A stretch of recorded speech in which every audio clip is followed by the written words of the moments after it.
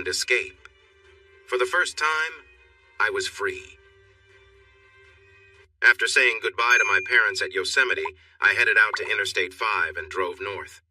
I crossed the Canadian border near Seattle and made my way into British Columbia on my way to Alaska.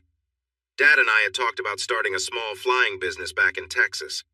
While I could have found a place for it in Texas, there were already many other airlines serving rural areas and bringing passengers to big cities. It would have been difficult. I wasn't interested in being a commercial airline pilot. I unfairly thought of airline pilots as just bus drivers in the sky. I wanted to fly small planes to places that hardly anyone visited, but I also wanted to make money. Alaska felt like the best place for that. In Alaska, I found a job quickly because everything was expensive there. I ended up flying small planes for a small company in Anchorage. Frederick Simpson owned a fleet of 6 otters he used to fly small groups of passengers to remote villages and deliver various goods. Working for Mr. Simpson was perfect for me. I gained experience in flying and running a small business. I'm not sure if time heals everything, but it does help cover up the hurts. The last couple of years had been quite something. I had caught my wife with her boss and his wife, and while I had let go of most of the anger, the end of our marriage still affected me. I also had many thoughts about what could have been with Mercedes and, to a lesser extent, Stephanie. Yet time was helping me deal with those feelings. Some memories still stung, but I was learning to accept things as they were. Almost a year after I arrived in Alaska, another birthday came around, and I had settled into a routine of flying almost every day. I had turned 31. In my father's words, I was old enough to know better but still young enough to take chances. I wasn't sure what those chances were, but it felt fitting. I flew an old but sturdy de Havilland single-engine Otter to a new spot on the northern slope of Alaska, taking 9 tourists to a small village called Barron. Someone had decided it was the perfect place for people to see huge caribou herds, a coastline filled with ice year-round, and oil drilling nearby. I had no idea why people would pay to see that, but they did. Maybe it was just the excitement of the experience. This village had a restaurant that served sandwiches and soup for lunch. The furniture was new and functional, but the food was a bit questionable. In this company town, I often found myself visiting the local cafe and restaurant. As I sat down to eat what was called a chicken salad sandwich, I had my doubts about whether it was actually chicken. I hoped the onion soup next to my plate would taste better than the sandwich. "May I sit with you?" a voice interrupted. I looked up and was happy to see a young woman I had met a few days ago. "Of course, Miss Kincaid, please be my guest," I said, standing up until she was seated. Having company always made lunch more enjoyable. Sharon Kincaid looked to be in her late 20s, maybe around 27 or 28. She was fairly average in appearance, not unattractive, but not striking either. With a little makeup, she might have looked quite nice. She was about 5 inches tall, and while her clothes seemed a bit baggy, I had a feeling she had a nice figure hidden underneath. Some of her clothing choices were likely due to the chilly winds outside, even in summer. However, it seemed she preferred loose-fitting attire. I wished she would choose outfits that showed off her long legs a bit more. I have always liked women with long legs. "Sharon," she said as she settled into a chair across from me. "Sharon it is," I replied. I leaned in and glanced around the room. "Okay, no one's listening," I whispered playfully. "You can call me Matt," I added with a grin to show I was joking. "Smart Alec," Sharon said, looking at her sandwich as if it held secrets about its ingredients. "Wow," I responded. "We had just a few hours together on the flight, and now in just a few minutes. It seems like you know me well." She shook her head and rolled her eyes at my silly banter, but a small smile appeared on her face, lighting up her features and easing the stress I noticed earlier. I liked that. We talked, starting with our meals and then moving on to different topics. Her eyes were warm as she relaxed. They were hazel, a color I had never seen before. She also had lovely hands, well-shaped and delicate. After lunch, since we both had no plans and nowhere to be, we decided to take a long walk around the site. We ended up back at the dining facility just in time for dinner. Overall, it was a pleasant day for both of us. I didn't sense that she wanted to leave, which made me feel good. It seemed like we had connected quite well. I had gone on a few dates after Mercedes and Stephanie returned to their dance group in Philadelphia, but nothing really clicked. The next morning, I met Miss Sharon Kincaid for breakfast. We spent the day talking and exploring a small part of Alaska. It was nice. I enjoyed learning about her. Her eyes sparkled as she spoke, and her cheerful smile was lovely. That evening there was a dance organized by the resort in the restaurant. They cleared most of the tables and chairs, leaving just a few small ones around the edges. The middle of the room was now a dance floor with music from a DJ and a basic sound system. I arrived a bit late. I was flying the de Havilland the next morning and had spent a lot of time checking everything, making sure I had my navigation maps ready. There were many details to go over, and good pilots make sure to do all that before flying. When I got to the dance, I was surprised to see Sharon sitting alone at one of the side tables.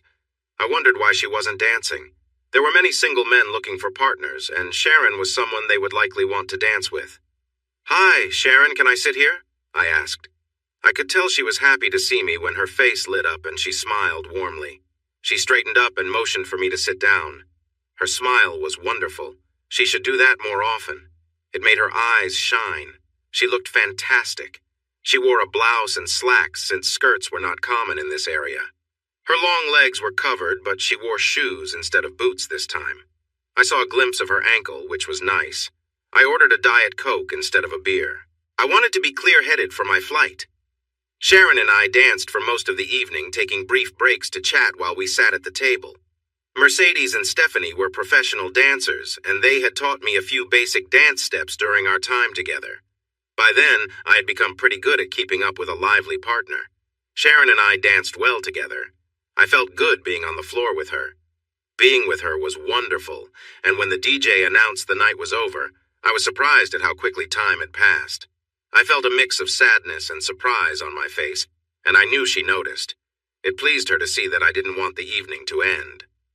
We held hands as we walked back to her little cabin. After she unlocked the door, she turned to me and I wrapped my arms around her as if we had done it many times before. She tilted her face up and we shared our first kiss. It wasn't just a quick kiss, but it wasn't too intense either. It was nice. Her lips were soft, and I found myself wanting to kiss her again. Sharon, a bit shy at first, then more eagerly, put her arms around my neck and kissed me back. When we finally stopped kissing, she looked at me with a hint of worry in her eyes. "You know they call me the Ice Bitch Princess, right?" she said, clearly not fond of that nickname. I didn't know about that nickname and couldn't understand why someone would call her that. Holding her close, I looked into her eyes for answers. I noticed warmth there, but also maybe some sadness and loneliness. I understood. I felt a bit like that, too. I said softly, "Well, anyone who calls you that never really knew you, did they?" I kissed her again, and this one lasted longer, as did the next. I finally pulled away because I didn't want to push her into anything she wasn't comfortable with. "I have to go now," I said gently. "I need to get some rest. We're flying tomorrow." She nodded, understanding, and gave me another quick kiss, gently releasing her hold on me. I smiled and walked away. I didn't hear her door close, which made me wonder if she was watching me leave. I didn't turn around, though. As I walked to the small room I had in the hangar, I thought that I might have found a way to spend more time with Sharon if I hadn't left. But I was also sure I didn't want to rush things. I liked her too much to risk ruining what we had started. Just as I was about to drift off to sleep, I realized I had called her Honey, and she hadn't minded. The next day, we took off at 9:18 for Fairbanks, a flight of about 400 miles. The plane I was flying could travel a bit over 500 miles when fully loaded, so we were all set. There were 10 people on board, including me. The plane was a float plane, which meant it had wheels below the floats. This way, we could land on a runway or on water. I had not been trained on float planes for very long. Mr. Simpson had wanted to hire an experienced pilot for this kind of aircraft, but he ended up choosing me. To my surprise, he wasn't too upset with my skills. I actually enjoyed landing on water, though it was just as tricky as landing on land if things didn't go well. Sharon Kincaid was sitting in the co-pilot seat for our flight home. I invited her to join me, hoping she wasn't annoyed with me for leaving suddenly the night before or for kissing her. Thankfully, she seemed happy. She smiled brightly and climbed into her seat with ease. Her curiosity about the cockpit was clear, and she looked delightful. I wondered how I hadn't noticed how great she looked before. I could easily get lost in her sparkling hazel eyes. After I finished the usual announcements to the passengers, Sharon and I chatted on the intercom for a while. The rest of the group didn't have headsets, so they couldn't listen in. Our conversations felt natural and easy, helping us get to know each other better. It felt nice. I had missed this kind of connection since Mercedes and Stephanie left my life. We were flying using VFR, meaning I could see the horizon and tell what position we were in. A thick cloud cover floated high above us, hiding the sun, and the wilderness below looked just like all the other untouched areas in Alaska. Around noon, I started to feel uneasy. Fairbanks is not far from where we were, and we had flown in that direction long enough that we should have been nearing the city. But we saw no signs of it. My unease grew. We should have been hearing radio communication and perhaps even spotting other aircraft coming into and leaving Fairbanks, but nothing came through. The visibility was not great, but still it felt strange. Fairbanks November Yankee 1-05, I called out to the Fairbanks air traffic controller, hoping to get in touch with someone. There was silence. I tried a couple more times, but no one replied.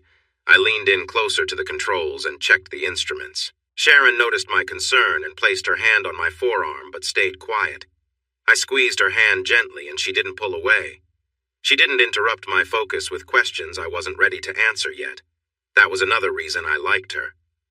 Suddenly, one of the instruments flickered. Something had happened. It happened so fast that I only caught a quick glimpse. I leaned closer to the panel and, just for fun, tapped the cover of the attitude indicator. To my surprise, the little airplane on the display spun around wildly for a few seconds before settling down. I felt a lump in my throat. My inner ear and a quick look outside told me we hadn't actually flipped upside down and then back again, but that was what the instrument showed. Next, I tapped the GPS compass, and it spun around too. Great! Some of my instruments were acting up, and I had no idea which ones I could trust, if any. The engine was running steadily, which was good, and the controls still responded to my inputs. But this old plane had no electronic systems, just mechanical ones. I checked the circuit breakers, but they seemed fine. I thought about switching them off and back on. But from experience, I knew that sometimes when you turn something off that is only working a bit, it might not work at all when you turn it back on. I leaned back in my seat, unsure of what was happening, but something clearly wasn't right. "Sharon," I said over the intercom, holding her hand, "we're in trouble. Can you get everyone's attention back there?" To her credit, she did exactly as I asked without asking any pointless questions. She turned in her seat and waved to the other 8 passengers, yelling to get their attention. When some of them didn't notice, she shouted louder for them to wake up and pay attention. Her voice was strong. I was glad I had my headset on to save my hearing.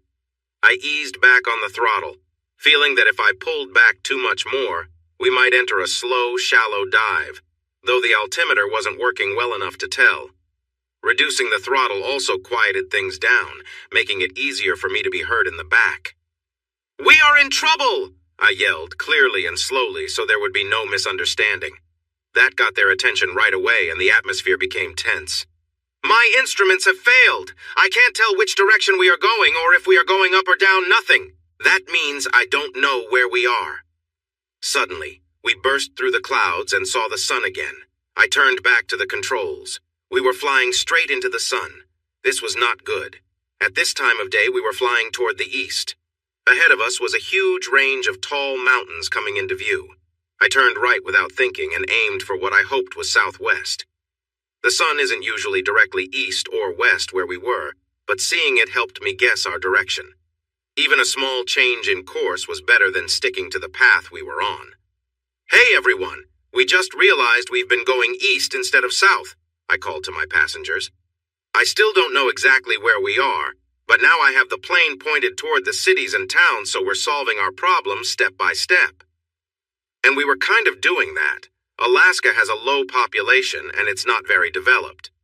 Once, an Air Force plane crashed not far from the airport in Fairbanks, landing in a hard-to-reach valley. As far as anyone knew, no one had ever been in that area. This was close to Alaska's second-largest city. Going southwest from wherever we were was much better than going east into the cold north. However, it didn't mean we would reach a hotel in Fairbanks anytime soon. Even with the engine power low, we wouldn't have enough fuel for long. I needed to land this old plane somewhere before the engine stopped working. I preferred a safe landing over an emergency one. I adjusted the microphone to speak clearly. "Sharon?" I said to get her attention. "Yes?" she replied quickly, looking at me from the right. I could see she was calm. "Can you tell the people in the back what I'm saying for a bit? I need to focus on flying," I asked. "Sure," she said confidently. "Go ahead." "Okay, tell them we'll be out of fuel in about an hour, but it's not urgent right now, we have some time.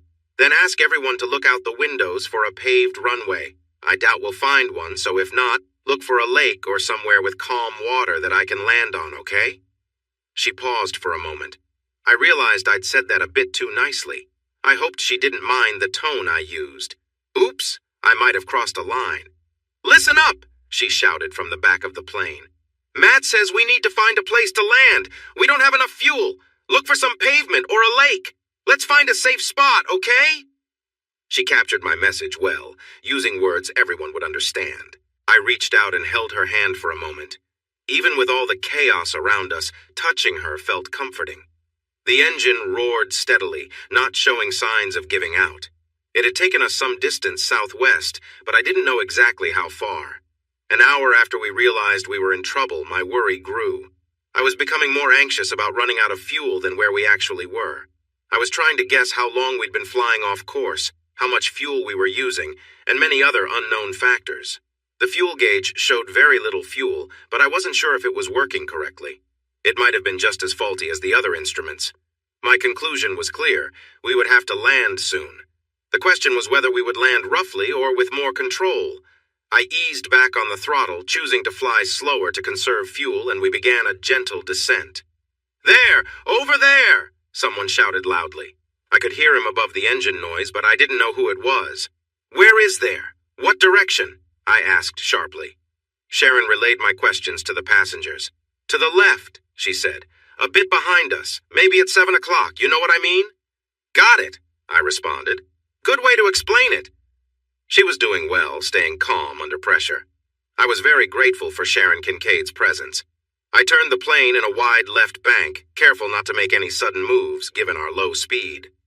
A small lake came into view as we turned, appearing right in front of us. It was 7 or 8 miles away, hidden before by a mountain range. "Thank whoever spotted it. Great job staying alert," I told Sharon, who passed on my thanks. We flew over the lake. I pushed the throttle and made a sharp right turn to avoid getting too close to the mountain we had just passed, then slowed down for a gentle flyby. It looked good, really good. A clear highland lake sparkled below, surrounded by a forest of tall trees. I couldn't tell if they were pines or firs, but it was a beautiful sight with the unspoiled woods framing the lovely oval-shaped lake. The water was so clear I couldn't see anything beneath the surface, which was a great sign, no hidden obstacles to worry about. I made up my mind quickly, as that was how I liked to do things. "Okay, Sharon, let everyone know we're landing on that lake down there. Everyone, tighten your seatbelts and get ready." I caught her nodding out of the corner of my eye. "Okay, everyone," she shouted over the noise of the engine. "The captain has turned on the fasten seatbelt sign. Please make sure your seatbacks are upright and your seatbelts are secure. We're landing soon, so hold on tight." I couldn't help but smile. Sharon was an amazing person, and I enjoyed being around her, even in a plane that was about to land. I glanced her way, still smiling, and gave her hand a quick friendly pat. She smiled back, holding my hand for a moment before letting go so I could focus. I increased the engine power and turned the plane sharply to align with the lake. I lowered the flaps slightly, keeping the plane high enough to clear the treetops, hovering about 35 feet above the thick forest. As we approached, I lowered the throttle and let the plane descend, adjusting the flaps further for a smoother landing. We glided over the shoreline just 20 feet above and started to settle down. I gently lifted the nose of the plane to ease the front floats as we touched the water. We landed smoothly at first, then with a bit more force as the weight pressed down. Reaching for the controls, I quickly switched to boat mode, transforming our plane into a de Havilland boat. It felt like the best water landing I had ever made. We slowed down quickly. I looked around as best as I could from my seat, but there was nothing to indicate we were in trouble. I asked Sharon to check out her side, and she saw nothing unusual either. Cheers filled the cabin, and behind me there was a lot of celebrating. Sharon turned in her seat, sharing the excitement and high fives with everyone. We were all thrilled to be down safely. We weren't going to crash now, as long as I avoided the tree trunks floating around. I let the engine run quietly, slowing our speed so I could see better. Finally, I spotted a small inlet to my left. It led to what looked like a beach covered in pebbles about halfway up the cove. Moving slowly, we glided into the narrow waterway. A moment later, the front of the floats gently touched the mostly gravel slope. We were stopped. I turned off the engine, turned in my seat, and hugged Sharon. I kissed her warmly, and she kissed me back with excitement. So I kissed her again, more slowly this time, and she responded just as sweetly. I reluctantly pulled away from Sharon. I didn't want to stop, but there were things to do. I opened my cockpit door, stepped down onto the left float, and grabbed a short rope with an anchor from a storage bin. I secured the line to one of the landing gear supports and walked to the front of the float, careful to stay away from the hot engine parts. From there, it was an easy jump onto the gravelly shore. The pebbles were wet from the floats, but it was dry a short distance in. I pulled the rope tight, pushed the anchor into the pebbly ground, and stepped on it to sink it a little deeper. The old de Havilland was secure for now. We would make it better later. Looking back, I noticed the passenger door was open, and a man was carefully stepping down onto the left float. "Hey!" I called out. "Come on out and get on dry land. Try not to get your shoes wet, though." In 20 minutes, all 9 passengers were on land with me, trying to stretch or walk away the cramps in their legs. They had brought a few small bags with them, and we would move their larger luggage later. While everyone else was dealing with tight muscles, I climbed back up onto the wing, holding a dry stick. I opened the fuel valve and dipped the stick into the fuel cell. I sighed, closed the cover, and climbed down onto the left pontoon. The fuel barely touched the end of the stick. "Okay." I shouted to get everyone's attention. It might not have been needed, they were already watching me. "Are any of you ex-Navy SEALs?" A few of the men chuckled at that. "Army Rangers? Marine Recon?" I saw a few half-smiles as they watched me. "Does anyone have an uncle named MacGyver?" That joke didn't get a laugh at all. I shrugged. It was a tough crowd. "All right then, let's clear some things up." I looked at everyone, trying to make eye contact with each person. The not-so-good news is that my tools stopped working, and I don't know when that happened. This means I can't tell where we are or where the nearest town is. The batteries in the plane are fully charged, but the radio is broken and I can't fix it. Does anyone here know anything about electronics? No one raised their hand. Okay, does anyone have a satellite phone? Nope. Nothing was going to be easy. All right, that's the bad news. The good news is that we're all still alive, and not one of us has a scratch on us. Second, all bush planes have a survival kit in their tail section, and I've made sure we have all the usual supplies, plus some extras that should help us a lot, I told them. We've got flares, a bit of freeze-dried food, and survival gear like traps for small animals and nets for fishing. I also carry a gun for protection, and I have a rifle too, so we can rely on nature and take care of ourselves while we wait for rescue teams to find us. Everyone thought about this for a moment. I didn't mention that the chances of a rescue team finding us were very slim. After hours of flying over the same empty Arctic landscape, I knew we were off course. Anyone looking for us would start along our planned route and search a bit on either side. They would need to go slowly. It's nearly impossible to spot a small person or even something the size of our plane from the sky. I was quite sure we were truly lost, completely off the map. I decided to let everyone adjust to the wilderness for a couple of days before letting them know we might have to walk out and find help ourselves. We kept busy. We set up 2 anchor lines, looked for useful items in the plane, and scouted the area, which took most of the afternoon. Before we knew it, evening was upon us. One of the guys explored the nearby forest and found a nice clearing about 50 yards inland where we could set up camp for however long we needed. We left the old otter where it was. It would be fine. At our new campsite, there was a small, slow-moving spring nearby with icy cold water. Downhill from the camp, we dug some holes to use as bathrooms. I sent everyone except Sharon to gather fallen branches and wood for our fire. Sharon and I worked together to clear a section of the forest floor, making it tidy and free of dry pine needles and other plants. Then we gathered rocks from the edge of the lake to create a safe fire pit. I had a steel and flint fire starter in my survival gear, along with a pack of 6 colorful plastic lighters and 2 larger lighters with a camouflage design. I opened the packs and gave out the lighters, reminding everyone to keep them in a secure pocket. Being able to start a fire at any time would be really helpful for us. I used the camouflage lighter I saved for myself to light our first fire. We had 2 small, collapsible aluminum pots for boiling water and enough freeze-dried meals to last us for several days. When the sun went down, it got very dark. There were no street lights or city lights nearby. We felt far away from everything. The fire was comforting, creating a warm circle of light around us. We huddled together to talk and get to know each other better, slowly becoming a team. We were no longer just travelers. We were a group working together to survive. I spoke up. All right, if everyone is okay with it, let's introduce ourselves and share a bit about who we are. I only know you as names on a list, and you only know me as the pilot in a cowboy hat. I smiled and took off my hat. So, I'll go first. I'm Matthew Singletary, but you can call me Matt. I'm from Texas and have been flying since I was a teenager, thanks to my uncle. I came to Alaska to fly the small planes that serve the remote areas. I used to run a business before coming here, but I left that life behind and don't miss it at all. I pointed to someone nearby. Hi, I'm Parker Anderson, he said quietly. I'm a Baptist minister from Omaha, Nebraska. He paused as if he was finished, and I guess he was.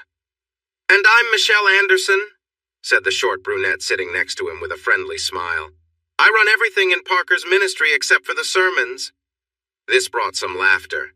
It was a light moment, and both Michelle and Parker smiled, clearly enjoying their shared joke. The others introduced themselves next.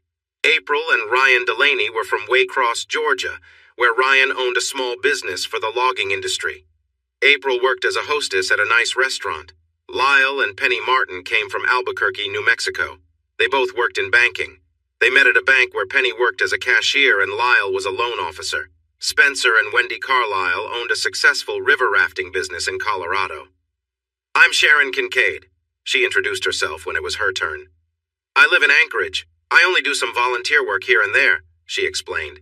People call me the Ice Princess, but that's not true. I'm just very selective about who I spend time with. She looked around the group. I think I'm going to like everyone here. No foolishness at all. She smiled, but her eyes didn't show much joy. After a few more words, she went quiet. I looked around the group and then up at the sky. The stars were shining like tiny diamonds in the dark. Okay, let's find out which way is north, I said thoughtfully. There's the Big Dipper, there's the little one, and that star at the end of the handle is the North Star. We should mark. Sharon was pulling a long, straight branch and laid it down near the campfire. I took a shorter stick and made small marks in the earth to show east and west. In the morning, we would know roughly where we needed to go. After talking for a while, I collected some small branches to prepare for my sleeping bag. Sharon returned to the fire-lit area and watched as I set up my gear a few yards away from her tent. I had a sleeping bag made for cold weather in my survival kit, but I didn't have a tent. Everyone else had sleeping bags and lightweight tents from their trip to see the caribou. Not having a tent didn't worry me much. The tall trees around us would help shield us from any rain. What are you doing? Sharon asked with a hint of amusement in her voice. Oh, well, the branches and leaves will keep me off the ground and they'll be softer than bare earth, I replied. I know that, Sharon said a bit impatiently. I have some under my sleeping bag too, she continued. And it's inside a tent, she added. Don't be silly. Get in the tent where you'll be dry and can actually sleep. Oh, I'll be fine, I answered. The trees will block most of the rain. There won't be any rain inside my tent, Sharon replied calmly. Her face was lively, and even in the soft firelight I could see she was a bit pink in the cheeks. Her eyes were wide as she dealt with someone she had previously called a fool. With her hair blowing softly in the gentle breeze, she looked beautiful. Yes, dear, I said with a smile. She laughed lightly, and it didn't sound mean. A small smile appeared on her lips. I picked up my sleeping bag, walked to her tent, and put it inside. I sat down on a tree limb to pull off my boots. and Sharon had already removed hers. She crawled into the small tent, making herself comfortable. As I started to climb in, she tossed my sleeping bag back out. "Hey," I said, not really having anything else to say in the moment. "Don't need it," she replied matter-of-factly. "We'll be warmer this way, and there's no room for an extra sleeping bag in here." Peeking inside, I could see that she was right. There was barely any space. "Right," I muttered. "I heard that," she teased. I crawled into the tent, finding her double-sized sleeping bag covering the entire floor. Sharon was handing me the clothes she'd worn all day. "Could you hang these outside on a branch or something?" she asked. Without saying much, I took her things and draped them over a low limb nearby. I turned back as she called my name one more time. "You should hang up your jeans and that itchy shirt, too," she added with a smile. "Everything works better for warmth this way." I understood enough to know that layers work better up close, and it was getting cooler out here. I slipped off my jeans and shirt, leaving on my socks and boxers, and crawled into the tent as quickly as I could to stay warm. After a moment, I tossed my socks outside too and zipped up the entrance. I adjusted myself on the sleeping bag floor to find her already settled, turned to face me, and offering a comforting, warm smile. "Come on, Matt," she said simply. I slid into place next to her. She pulled the sleeping bag cover over both of us, turning slightly so we could share the warmth. She reached behind me and pulled the sleeping bag up to cover us. I lay on my left side looking at her while she faced me from her right side. We were close to each other, as if we had been doing this for a long time. Her arms rested around my neck. We spent a few minutes sharing soft kisses that felt nice without being too intense. My left arm was under her neck and my right arm was around her shoulders. "You know," she said quietly, "if you had asked me in a better way last night, you could have joined me in my sleeping bag." I wasn't sure what she wanted to hear, so I told her how I felt. "I want our first time to be something we both choose when we know it's right. We probably won't need any special words for that," I replied softly. Sharon propped herself up on her elbow and looked into my eyes in the moonlight. She seemed to find what she needed. After a gentle kiss, she lay back down with a happy sigh. We slept peacefully in each other's arms and woke up in the same position, sharing more kisses. "Hey, Matt, what should I do with this big box?" Spence called out. He preferred to be called Spence instead of Spencer. He was in the back of the Otter trying to save anything useful from the inside of the airplane. At first, I wasn't sure what he meant. Then I saw him lift a large package from the last seat in the cabin. It looked somewhat heavy. I adjusted the weight on my hip. A lot of people in Alaska carry items for protection, but I was still getting used to it. "I have no idea. Bring it here and let's see," I replied. I recalled that the box was given to me to deliver to an old friend at a drilling company in a nearby area. When I tried to reach him, I learned he had already left 3 days before I arrived, so now I needed to bring the box back with me. When Spence opened the package, we found it filled with bars of soap and toothpaste. We divided the items and added them to our backpacks. On our second day, we continued to settle into our new spot in the wilderness. Reverend Anderson, who asked us to call him Parker, was very enthusiastic about fishing. He took charge of the gill nets in my survival gear and caught enough fish for dinner. He caught so many fish that we could have fed a bigger group, so we didn't have to touch our precious freeze-dried meals that night. We all felt comfortably full. That night, Sharon and I shared her sleeping bag and tent again. None of the married couples seemed to notice that 2 single members of the group were getting along well. It was a nice setup for me, and I think Sharon felt the same way. The next day marked our 3rd day of survival in a remote area that could be Alaska or maybe northwestern Canada. It felt similar to the day before, except people were starting to get restless. At lunch, which was more fish cooked on flat rocks over the fire, I decided to address a topic I had been avoiding for 2 days. I explained that we probably wouldn't be rescued because we were too far from any search areas. Next, I suggested that we needed to save ourselves by hiking out of the mountains to find civilization. The group accepted this idea well. They were all smart adults, and the reality of our situation was clear. In fact, everything went so smoothly that I didn't need to convince anyone. We began sorting out our gear and putting items into our backpacks to see what we could carry on a long hike. I had the only large backpack while everyone else had smaller day packs from their trip to see the caribou. I would be carrying more than my fair share of our shared belongings.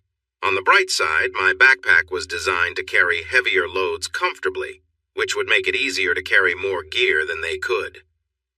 I was adjusting my backpack, preparing to put it on, when a loud, terrifying scream erupted from the camp behind me. It was a scream filled with pure fear and unmistakable sound. I quickly let my pack drop, unbuckled the strap holding my revolver in its holster, and took it out as fast as I could. There was a bear just outside the camp, not a small black bear, but a large grizzly, around 8 feet tall and very heavy. It was moving into our camp between Sharon's tent and the Delaney's colorful one, casually wandering until the scream startled it. The bear stood up on its hind legs and sniffed the air, seemingly not pleased by the smell. He felt we were intruding in his space, and it was clear he didn't like it. Everyone on that side of the campfire quickly ran to safety. The bear was not fond of the fire and moved away from it, which put him right in my path. I felt uneasy about that. Holding my revolver with both hands, just as I'd been taught, I prepared to defend myself, aiming at the bear's head. Anywhere else, he would just keep coming no matter what. Shooting at his head wasn't much better. It felt like bouncing bullets off a tank, and it only made him angrier. He opened his huge mouth and let out a loud roar, and that gave me a brief moment to act. I had heard that grizzlies could be taken down if you hit them in a vulnerable spot, like the eyes. I aimed for his open mouth, hoping to hit a tooth with my .357 bullet that could reach his brain and stop him. His head was moving, which made it hard to aim. He took all 6 shots from my pistol, and I quickly backed away, opening the cylinder to search for loose bullets in my jacket pocket. Suddenly, Sharon handed me the rifle from my survival gear. She took my pistol at the same time, her hand rummaging in my pocket as I turned with the rifle. The Remington 700 is a bolt-action rifle, so I couldn't shoot as fast as before, but when a .300 Magnum hits something, it causes serious damage even to an 8-foot-tall grizzly. The first shot hit the top of his skull, and the second one chipped a piece off his forehead. Since I couldn't hit his mouth, I aimed the third bullet at his chest, which rocked him back. He wobbled slightly, touched the wound, yet kept coming. I dropped the magazine. I didn't have another one ready. There was a spare in my backpack, but I doubted we had time to grab it. I needed to load some bullets in the magazine I had and hoped he would back off while I did. Sharon handed my revolver back and took the rifle. I moved closer, taking a few steps forward. Mr. Grizz noticed and adjusted to face me. I knelt on the forest floor to aim upward. Out of the corner of my eye, I saw Sharon beside me, ready with the rifle. She must have found the spare magazine and reloaded. I needed to shoot carefully, focusing on my aim and taking my time. I squeezed the trigger as the big bear slowly moved closer. I believed the bullet hitting near his heart would be deadly. It just wouldn't be quick enough. My next shot went in right at the upper gum line and angled upward, hitting just as I needed it to. The grizzly collapsed, his brain incapacitated. The large animal dropped heavily to the ground, landing about 12 feet away from where I was crouched. An hour later, we decided to pack up and leave the campsite behind for good. I mentioned it as an option, but everyone quickly agreed, and we began packing up right away. The bear had been bleeding for a while, and though my earlier shots didn't stop him immediately, they caused enough injury that he left a trail of blood around the area. The scene was a mess, with blood pooling under the bear and splashes of it marking the ground around him. It was clear that scavengers would pick up on the scent soon, and none of us wanted to stay around to find out.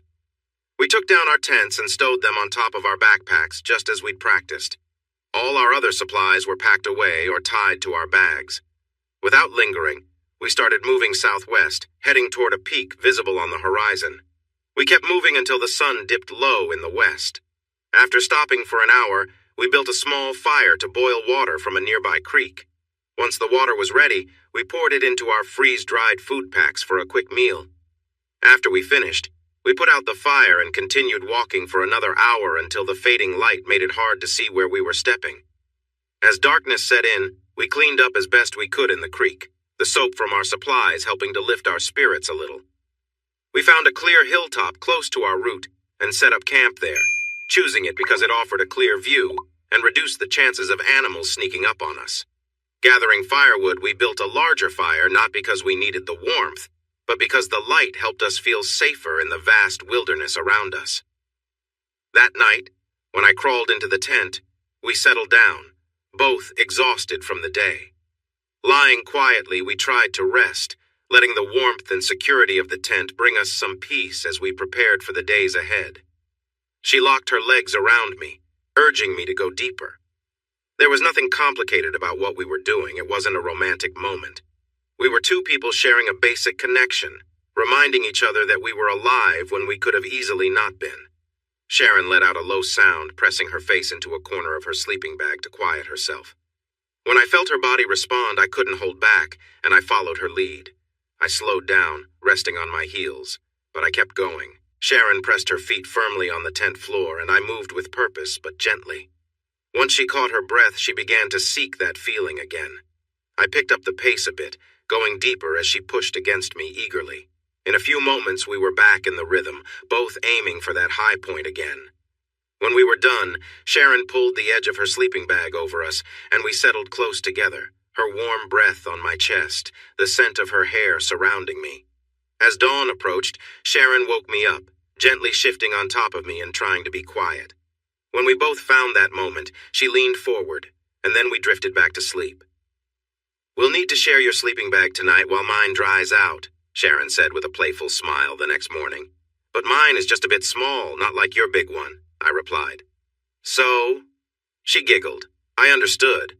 We weren't trying to avoid each other while sleeping anyway. Plus, I didn't want to deal with a wet spot. Her sleeping bag definitely needed some fresh air. It wasn't just ours that needed airing out. Apparently, all the other couples in camp had also been having their own moments of connection. We were all a bit tired, but felt good.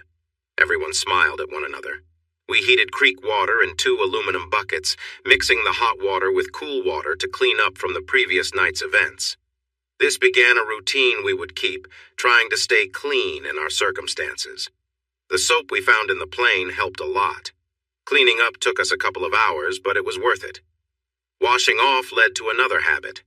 We stopped worrying about the usual rules of modesty. Living close together made it hard to be modest. We were still shaken from the bear attack and had no plans to forget it anytime soon. We dug holes for our waste, and when someone needed to go, someone else stood guard. We thought this was necessary, so we didn't feel the need to discuss it further. Our modesty took another hit when we realized we would have to change into sleepwear every night. No one wanted to sleep in the sweaty clothes we wore during the day.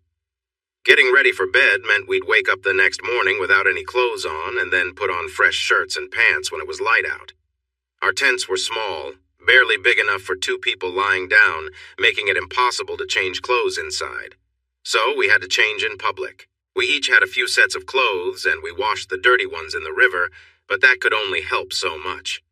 The Reverend Parker Anderson, our 27-year-old resident theologian, never complained about the situation.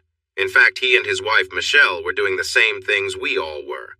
I liked Parker. He always stayed positive and was ready to talk to anyone who felt down. I asked him if I could call him Padre. I had read that chaplains on Navy ships during World War II were often called that, no matter their faith.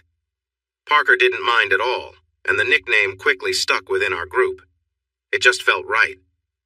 The day after the bear attack marked our first full day on the trail, hiking towards safety and civilization. The day before, we hurried away from the bear, wanting to put as much distance between us and it as possible. We succeeded, but we had sore legs and aching backs that first morning. We didn't travel more than 10 miles that day, even though we hiked for 12 hours. It was easier since we walked near a river for most of the journey. That was good. We needed a break as we adjusted to the physical challenge. We were lucky to have a fit group of men and women, but we weren't used to long-distance hiking. It took our bodies a couple of weeks to get used to being active all day, climbing hills, and navigating the rocky riverbanks. After 3 weeks, we had settled into a rhythm and no longer had to struggle with tired muscles each morning. As we continued, each of our unique traits began to show. Penny Martin worked in banking, just like her husband. In high school, she had done track and field, and she kept running as an adult. She found it easy to hike all day and could have easily outpaced all of us if she had tried. Her husband, Lyle, loved fishing too and often worked with the gill nets. Whenever we were by a creek or river, he and the Padre made sure we had fresh fish to eat thanks to their skills. Ryan Delaney was the best cook in our group and took on that job full time. He would cook whatever Lyle and the Padre caught, as well as any game others brought back. As we walked, we picked berries and wild onions from along the trail to add to the meals Ryan prepared. I was the designated hunter. I would take the Remington rifle and step away from the group, trying to hunt a deer or moose. I started with 30 rounds and had already used some, so I was very careful with the rest, aiming to get as close to my target as possible. Sharon became our camp guard, usually carrying my .357 Magnum to accompany people to the latrines we had dug or to keep an eye on those gathering berries. Everyone found ways to help out as we worked toward our shared goal.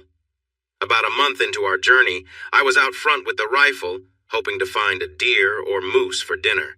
We wanted to smoke some meat to take with us, so I was also searching for firewood. I followed one of many game trails that twisted in all directions. As I moved down a ridge, I spotted 2 healthy deer about 100 yards away, seeming to lick at a rock. I was downwind, creeping low and slow so they didn't know I was there. The larger deer raised its head to look around, and I froze, worried that I might have scared it. Crouching behind a small boulder, I had a clear view through my scope and knew just where to aim. The big deer took a few steps toward me, and I stayed calm. I took a deep breath, exhaled, and gently squeezed the trigger. The loud shot echoed through the mountains. The big deer fell, not moving after hitting the ground. The smaller one bolted away. I could have tried to shoot it too, but it would have been risky, and we didn't need more meat at that moment. With only a little bit of supplies left, I didn't want to waste anything, so I decided not to shoot. I walked down the slope to the dead deer and took a closer look. The rock it had been licking was a few yards away, untouched by the mess from its death. Then it hit me. I remembered something from an old TV show. Just like people, wild animals need salt, but there are no easy ways to get it in the wild. Animals have to find the minerals they need naturally. We ended up carefully scraping parts of the salt deposit with our knives and used a hatchet to break off bigger pieces. There was a lot of mineral residue in the soil around us, but we left it there. We gathered enough to give everyone a pound or 2 to carry. We didn't really know how much we would need, but it seemed smart to take extra instead of running out. The salt made the food that our chief cook, Ryan Delaney, made taste a lot better. The salt added to our load, but we accepted the heft because of the taste it added. For a while, we had been trying to lighten our packs. Sharon and I were sleeping under a rain fly that had been over her tent. This way, we didn't have to carry the weight of the tent and rain protection. We had gotten rid of my sleeping bag and were only using her larger one to save more weight. Everyone else was doing the same. We kept all of the supplies for my 2 guns, a couple changes of clothes, and now the salt, but everything else was optional. We were becoming a tight group of hikers moving through the wilderness. "Do you have something to say to me, Matt?" Sharon asked softly one cool night as we sat together in the dim light. "Maybe 3 little words?" she joked. We had been getting closer over time. We had shared moments before, so we were getting to know each other in a different way. We talked almost all the time, sometimes forgetting the others were there, and spent an hour each night softly conversing in our sleeping bag. Well, I thought. Oh, I know. It's going to rain? Oh, wait, that's 4 words. I looked out at the twilight visible beneath the rain cover. Oh, I know. It is raining. Yes, that's 3, I teased back. We were close together, and I was cuddling against her back when her elbow playfully bumped my side. Try again, she said with a smile. Oh, I'm not sure, I replied, wishing I had some protection for my ribs. I rubbed the spot where she had nudged me. Well, there is, no, I couldn't say that. What? She asked impatiently. I was just thinking. I could say I love you, but you already know that. It would not be anything new for you to hear. I don't know how she managed to turn towards me so quickly, but she did. Say it again, she urged softly after a quick peck. I love you, Sharon Kincaid, I said to her. This time the kiss was gentle and longer, filled with warmth. I love you, I repeated. I really enjoyed these kisses. They felt like everything I needed. Why haven't you said that before? She asked. Why didn't you? I replied, sending the question back to her. She leaned close for another sweet kiss. Because the boy has to say it first, she said with a giggle. Are you serious? Here we are in the 21st century and you can't say, I love you first? I asked in disbelief. Nope, she replied firmly. It has to be the boy. Well, I said it now, I pointed out, and you still haven't said it to me. She pressed her lips against mine and climbed closer, wrapping her arms around my neck. I love you, Matthew James Singletary, she said softly and kissed me again. I love you so much. For a while we didn't say much, but we understood each other perfectly. Eventually she lay beside me, snuggling into my chest, our legs tangled together. I have 4 more words to say, I offered gently. They come right after those 3. What are they? She asked sweetly. How about I love you and will you marry me? Sharon was a strong woman, and after our time together she seemed even stronger. As I finished speaking, she leaned over me, arms tight around my neck, pressing her lips to mine with tears in her eyes. After a moment I had to pause and catch my breath. You could just say yes, you know, I suggested. Yes, honey, she whispered. Yes, now and forever. Would you marry me tomorrow if we could? I asked. Yes, she murmured close to my ear. I turned my head just enough not to yell in her ear. Hey, Padre, I called out. Yes, Matt? Can you marry someone without a marriage license? I asked. He hesitated for a moment. I think so, and it would be recognized by God, but you might need to check with the laws in Alaska. How about you marry Sharon and me tomorrow? I'll pay the fee when we get to the next town, okay? Okay, Padre replied. Right after breakfast, I said, confident he could hear my smile. Finally, someone commented. I think it was Spence Carlyle. His wife, Wendy, was a lively woman who often reminded him to be polite. Early the next morning, after a breakfast of leftover deer from the night before, Padre held a small ceremony uniting Sharon and me in marriage. We were on a ridge, overlooking a river valley with snow-covered mountains behind us. It felt like a sacred place. I gave Sharon a wedding ring I'd carved from a piece of pine using my pocket knife. It wasn't fancy, but it was meaningful. She seemed to value the gesture, and I think that's why she had tears in her eyes. Luckily, she didn't scold me for being bold, which was always a plus. We continued on, moving slowly in a southwestern direction. Every night we checked the North Star and planned our path for the next day. Days turned into weeks, then a month. We walked on and on. I lost track of how far we traveled because we often had to go around steep rock faces, avoid tricky mountain slopes, or find safe spots to cross rivers. There was always an obstacle in our way. It was mid-August. Our plane had landed in early May when we arrived at another wide river. It was too deep to walk through, so we needed to build a raft to cross. We had done that twice before, so we knew what to do. We just needed to find the right logs. Logs are heavy, and carrying them is challenging. We needed to look for a spot where the trees were close to the water to make it easier. I turned my back to the river to look at the trees behind us. I was almost convinced we might need to move further up or down the bank to find better logs when Sharon gasped. She hurried around behind me, reaching into a pocket on my backpack. What are you doing? I asked. She didn't answer. She unzipped the pocket, pulled something out, and dashed toward the riverbank. I turned to see what she was up to. There, not 50 yards away on the river, was a small boat, about 20 feet long, painted bright blue and gold, like the Alaska State Troopers' colors. The person steering the boat had likely seen us. We stood in plain view on the bank, but I wanted to make sure. I pulled out my .357 and fired 3 quick shots into the air behind us. I thought the loud sounds would definitely catch the man's attention. Sharon made sure of that. She pulled out the flare gun I'd been carrying since we left the float plane on that distant lake. She aimed at the nearby patrol boat and fired almost straight ahead. The bright red flare shot out, heading straight for the small boat. The pilot saw us and the flare very clearly. The loud noises made him more alert, and the bright flare showed exactly where we were. He waved and turned the boat towards the shore where we were waiting. Then he realized the flare was coming down, right towards his boat. He saw it getting closer. At the last moment, he ducked down to avoid it. The flare went over the boat by several feet, but he couldn't know that when he needed to make a choice. "Hey, stop that!" he shouted when he came back up. "I see you! Give me a minute to get there!" We all laughed on the riverbank. It felt great to laugh about something good happening after so long. I hugged Sharon tightly, kissing her joyfully. The Alaska Wildlife Trooper, that was his job title, made a long call to his boss, using his satellite phone. I noted to myself to get one of those for emergencies away from the city. Trooper Adams shared our names and details with his supervisor while I guided him. He arranged for a large helicopter to bring us back to Fairbanks. It turned out our journey from the wild to the town wasn't too bad.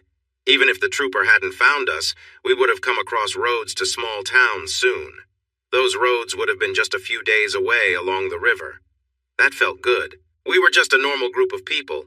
But we had done something amazing. We had saved ourselves.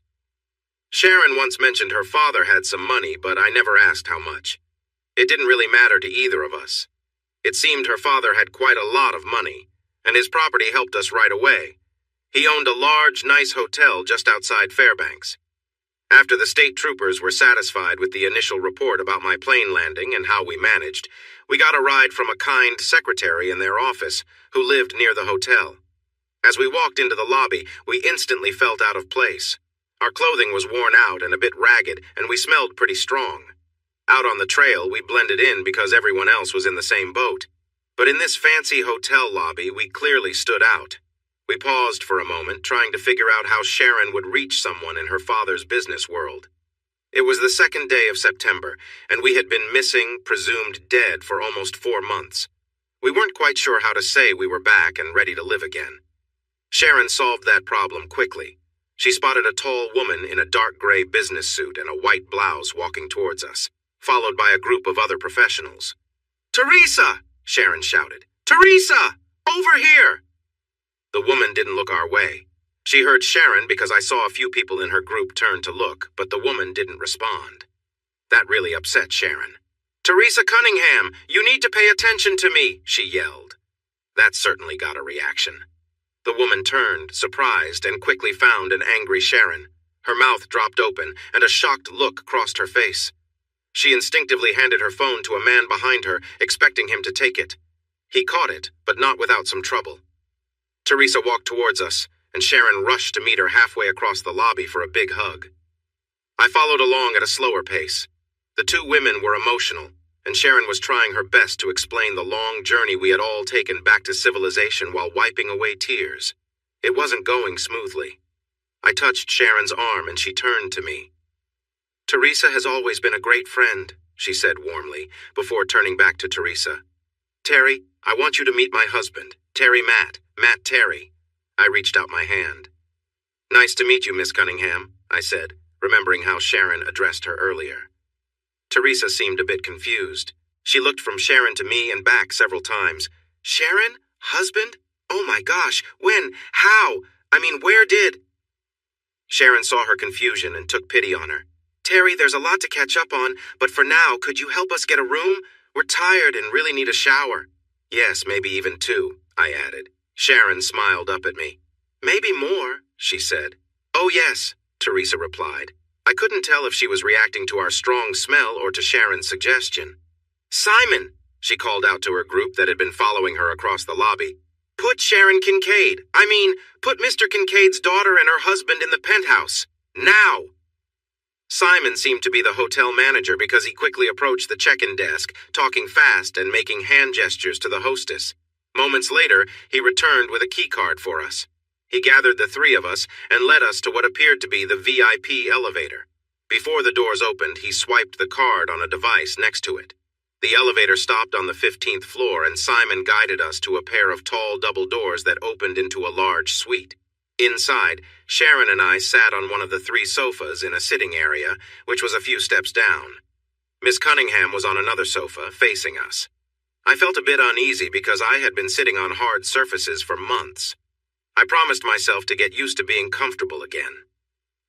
"Risa," Sharon started. It seemed she and Miss Teresa Cunningham were friends before all the recent events. "Risa, Matt and I, we tried using our credit cards, but they've all been canceled. I think Matt has a few bills that got wet, but I have no cash at all. Could you ask Uncle Cal if we could get a couple of company cards until we can until we can get our lives back in order?" "Oh," Sharon added, "and I need to call Mom and Dad to tell them I've returned home." Teresa went bright red. "Of course, dear," she replied quickly. "I'm so sorry. I've just been shocked, and I can't think straight." She looked embarrassed for not having suggested those things sooner. "Here, sweetie," she said to Sharon, handing over her phone. It's unlocked. Your parents' numbers are saved. While you talk to them, I'll call Cal and get things started, okay? Sharon took Teresa's phone and scrolled through the contacts to find the number she wanted. This left me and Miss Cunningham looking at each other. We studied one another for a moment. Teresa Cunningham was a striking woman, probably in her early 40s. She had dark eyes and calm features. Her raven black hair was almost shoulder-length, framing her kind face. I guessed she was a high-ranking executive based on her confident presence. I leaned closer to her while Sharon was on the phone with her mother. "Miss Cunningham," I began.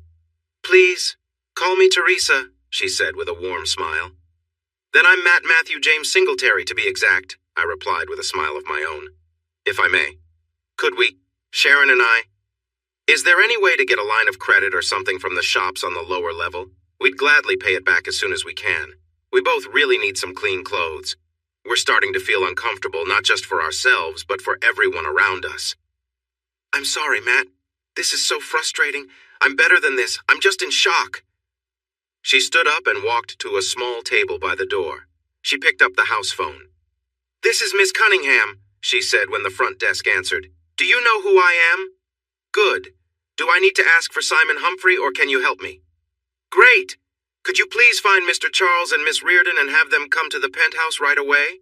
Also, can you arrange for lunch to be sent up for 3? Something big, please, big portions, all right?" She looked at me and raised an eyebrow. "Big portions? For 2 very hungry people," I joked with a smile. "And lots of drinks. But no plain water. We've had enough of that for a lifetime." She smiled at that and started to relax a bit. She passed on the final details to the person on the other end. "Yes, that will be all for now, thank you," she said, hanging up. She pressed a button and listened for a moment before dialing again. "Donna," she said once she was connected. "Is Cal available?" "Yes, please interrupt the meeting. This is really important. I'll wait." It was only a few seconds. "Cal, if you aren't sitting down, you should sit. You won't believe this Sharon Kincaid is alive," she exclaimed to Cal. "Yes, I'm here in Fairbanks in the penthouse suite with her and her husband right now. Yes, husband." She glanced at me and smiled slightly. "I don't know, Cal. There's so much I still don't understand." She looked at me again. "Maybe temporary credit cards or a cash advance?" I suggested quietly. She nodded in agreement. "Cal, can you arrange for a couple of corporate cards for Sharon and her husband Matt Singletary to use until their personal cards are back?" "Yes, Singletary. Matthew Singletary. Perfect. And can you have them delivered by courier? That would help.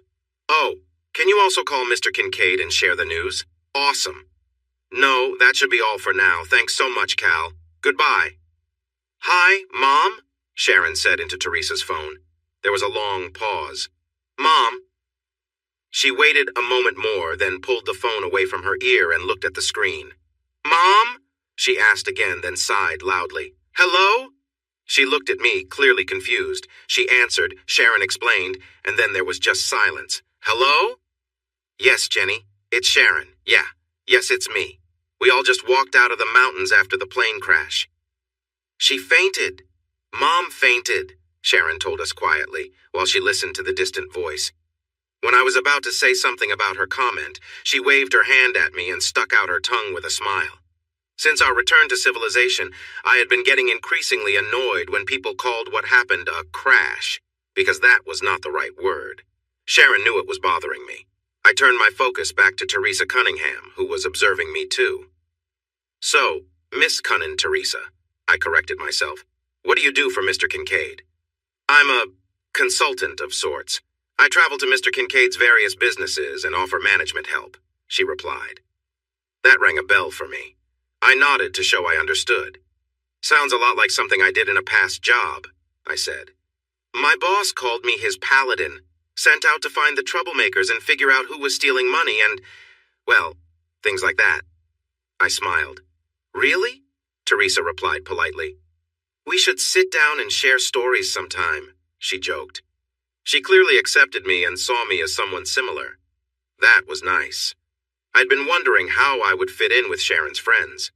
On the flip side, Teresa might still be a bit shaken from seeing Sharon alive again and could still be controlling her feelings. She might be a serious businesswoman after all.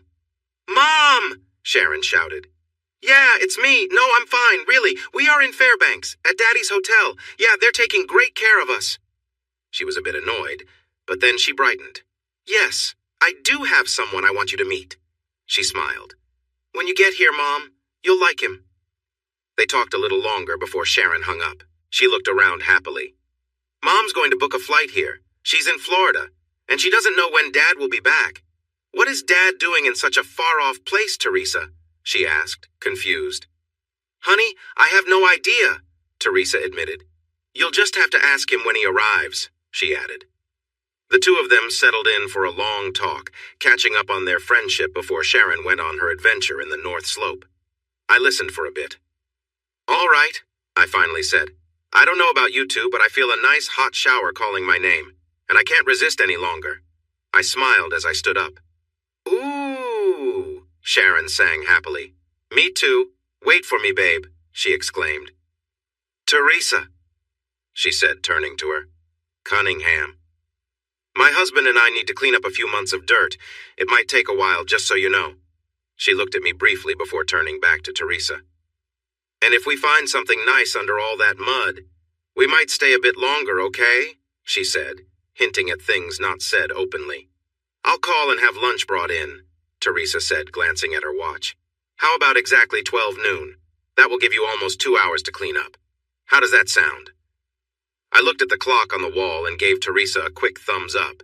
I hurried to catch up with my wife as she headed for the big bathroom. I arrived just in time to help pack clothes we wouldn't wear again into plastic bags we found in the closet. We would find a fire pit for them later. A bit past noon, Sharon and I came out of the bathroom wearing fluffy white robes. On the table near the balcony door, we found 2 large trays filled with food and drinks. A couple of young interns that Miss Cunningham had called for were standing nearby. Sharon and I invited Charles Mallory and Samantha Reardon to join us, and soon, the 5 of us, including Teresa, were enjoying thick sandwiches and big bottles of soda things that Sharon and I had only dreamed of while hiking in the mountains. Charles and Samantha were interns, not paid any better than most interns, and they likely wished for a feast like this one too. Teresa made Charles and Samantha our personal helpers, and they did an excellent job in my opinion. They quickly found my parents' location and phone number because I didn't have it. Mom and Dad was just a contact on my old phone, and all I had to do was press the little green phone icon to reach them on my now disabled phone. Sharon and I, along with everyone else in our survivor group, were considered dead by the authorities. Once the paperwork declared us deceased, it was hard to get back to normal life. I talked to my surprised parents and arranged for them to come to Anchorage. They needed to find a place to store their large RV before heading this way. Teresa had upgraded their tickets to first class without telling me. Teresa took on the role of our guardian, doing small things like the ticket upgrade for my mom and dad. Generally, if Charles and Samantha couldn't get something done, Teresa would handle it. She managed to push through many mid-level managers at Kincaid Business, getting things done efficiently. She had a team of 3 lawyers from Kincaid working on fixing the records of our group's deaths in whatever system needed changes.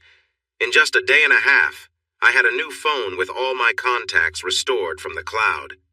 I was once again a pilot recognized by the federal government, my Alaska driver's license was updated, and my bank accounts and credit cards were back in use. Everything was in order. They even brought tailors to measure me for a whole new set of clothes. I complained a bit. First, I could pay for what we needed myself. Second, I didn't see the point in having custom-made jeans and shirts. Plus, Sharon and I were both going to gain a little weight now that we weren't constantly hiking every day. No one seemed to pay much attention to me, but they were polite about it. Teresa arranged for everyone in our group to have a full health check. We spent our second day in civilization at a hospital being examined and checked. At the end of the day, we were declared very healthy, which we already knew. That was the last time we were all together. After that, everyone went home to their usual lives. I went home with Sharon. Sharon and I sat in hard plastic seats at the airport, holding hands, talking quietly, and leaning against each other comfortably. I'm sure no one had trouble noticing we were in love, okay? Maybe it was a little obvious. But we didn't care what anyone else thought. We were at Anchorage International Airport, having flown in from Fairbanks, waiting for Sharon's mother. Judith Kincaid had a difficult journey to reach Anchorage. Her husband's corporate jet was lent out to a businessman in Europe, leaving her without a way to fly. Every other flight in that direction was fully booked.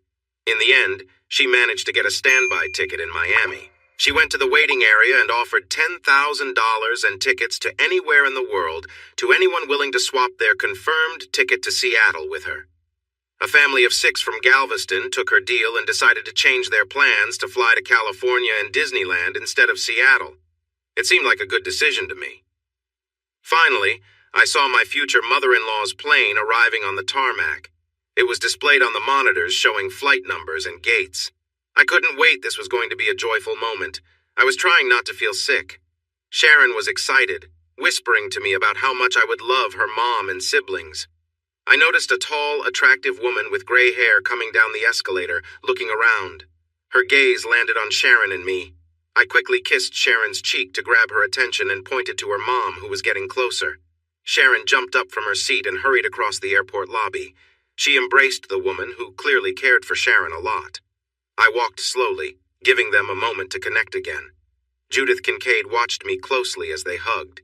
Sharon had told her mom over the phone that she had a husband, so it wasn't a total surprise, but this was our first time meeting in person. I placed my hand gently on Sharon's back, and she stepped out of her mom's hug. She turned slightly so she was between her mom and me, allowing our introductions. Mom, this is my husband, Matt. Matt, this is my mom, Judith, but she likes to be called Judy. Mrs. Kincaid, I said with what I hoped sounded friendly. I figured she had many questions about how her daughter came home with a stranger. Judy, please, she said with a warm smile. I felt relieved that she was welcoming and not upset. I'm keeping him around, Mom, Sharon added with a grin, in case I run into something big and need help. She pointed at the large stuffed polar bear in the lobby. It wasn't a grizzly, but I understood her mix-up. Meeting her mom with a surprise husband was probably stressful for her, too. Judy looked at the bear and then back at her daughter, looking curious. I have a feeling there's a story there, she said. Just then she noticed a driver in uniform approaching. Can we continue this at home? She moved past Sharon and gave me a quick kiss on the cheek. That was a good sign. My mother-in-law was friendly, and I really appreciated it. So I hear Matt is the bravest knight ever, who fought the dragon and saved you from a terrible fate? Judy asked Sharon. We were sitting in a spacious family room that I never thought I would see. Sharon and I were snuggled on a sofa while Judy sat with her feet tucked under her on another nearby seat. Judy was captivated by the story we shared. I think I even won her over a bit more when I chose tea instead of coffee. I wanted my drink in a big mug instead of a small cup, but Judy liked it anyway.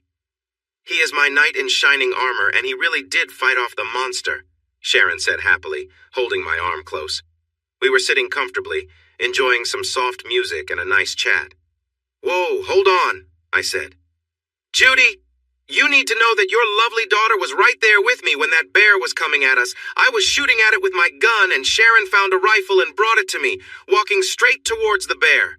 When I fired all 6 shots, she handed me the rifle and started reloading my pistol.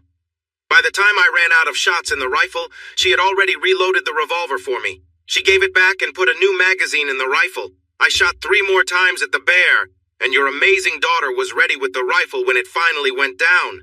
So, if there was a clumsy knight in this story, there was definitely a warrior princess, too. Sharon reached up, touched my face, and gave me a long kiss. Then she turned to her mother with a happy smile. My husband, she said proudly, patting my thigh. We talked for hours about our adventures, telling Judy about how many mountains we climbed, rivers we crossed on rafts, or waded through when they were shallow enough. We shared the special moment when we got married one beautiful morning with the wilderness waking up around us. Judy wiped away tears when Sharon shared that. She came over and hugged her daughter. They both shared an emotional moment. Thank you, son, Judy said after a while. Thank you so much. Then she moved around Sharon and hugged me tightly. Thank you for bringing my daughter home, Matt. Well, we kind of helped each other, I said softly. Judy patted my hand. I see. I know. You two are a great team. You fit well together. The love you have is clear to anyone. I do. I love him, Mom. I love him so much, Sharon said through her tears, making her mother tear up again. Well, come on, I said. feeling misty-eyed myself. You both know if anyone finds out I was crying, my reputation as a brave hero in this town is ruined, right? I tried to add some humor to lighten the mood. Sharon and Judy chuckled a little, and we started to loosen our group hug, so I guess I succeeded. I hope you both know that everyone I know will hear about your romantic trip, and about you defeating that tricky bear, and how you two care for each other. The whole state will know about it before I'm done talking, Judy promised. "Aw, Judy," I started to say. "Mom," she cut in with a bright smile. "Aw, Mom," I replied, then paused. Both women looked at me, waiting for me to continue. I shrugged. I have no idea what I was going to say, I confessed with a sigh. Lost my train of thought. They both laughed at me. I was just a guy, after all. We hugged again and settled down for more tea and stories from our adventure. My mom and dad arrived the next afternoon, and Mr. Kincaid was expected soon. Sharon, Judy, and I went to the airport to meet them and brought them back to the Kincaid home. We settled my parents in one of the guest rooms. Sharon and I stayed in what used to be her bedroom. We spent about an hour getting comfortable and sharing some stories. Judy was excited to tell about the bear encounter, filling the room with laughter as she spoke. I had to step in a few times when Judy exaggerated a bit, but her storytelling was so entertaining that we let her continue. Judy and my mom, Leah, connected right away, and Sharon charmed my dad in no time. Mom glanced at me when she first met Sharon, and I could tell what she was thinking. The last she knew, I was ending things with a woman named Mercedes, and this was clearly not her. I knew I would have to explain that later. When Bruce Kincaid entered the room, I half expected a grand welcome. I could almost hear the imaginary fanfare in the background. Mr. Kincaid sent his assistants off on tasks and removed his coat before looking me in the eye. He shook my hand, then did the same with my parents, giving Sharon a warm hug. It was clear he cared for her. I had been wondering about that. After introductions and some general chatting, Sharon's dad invited more like commanded me to join him in his study, which was just down the hall from the living room. Sharon and I had talked about this and how we were going to handle it. When we came out, I was a bit unsettled by his confidence. He seemed to believe he alone could decide what would make his daughter happy. He was quite sure a pilot like me should not even consider being her husband. I sat back down beside Sharon and smiled at her. She returned my smile with one of her own bright expressions. I nodded. Everything had gone just as she had warned me it would. Kincaid went to a side table and poured himself a good amount of brandy into a glass. Then he settled into a comfortable leather chair next to the fireplace. "So how did it go?" Sharon asked loudly. "They offered me $250,000 to leave Anchorage on the next flight and never return," I replied. Kincaid looked surprised. I wasn't supposed to say that. "Daddy!" Sharon cried out. "You only offered him that much?" She covered her eyes with her hands, seeming to cry in disbelief. "I'm offended. Are you offended?" she asked, turning to me. She stopped pretending to be upset. "I am," I said seriously, nodding. "Daddy!" she complained, turning back to him. "How could you? Only $250,000. Don't you love me, Daddy?" She put on a sad face. "I'm worth much more than that. Daddy, you should offer Matt at least $10 million. $20 million. What were you thinking?" Kincaid looked stunned. He tried to regroup. Sharon would not let him recover. She stood up and walked over to him. Her expression showed she was serious. "Daddy, let's be clear about this. You can accept that I will be with my husband for the rest of our lives. Or you can have the Ice Bitch Princess back, making life difficult for you and your friends," she said firmly, pointing her finger at him. "What's it gonna be, Daddy?" she asked, looking him in the eye. Mr. Kincaid looked around at us. He was smart and realized his daughter had set this whole scene up. He understood she didn't plan to let me go. He knew I had been listening to his offer. Outmaneuvered, he gave in.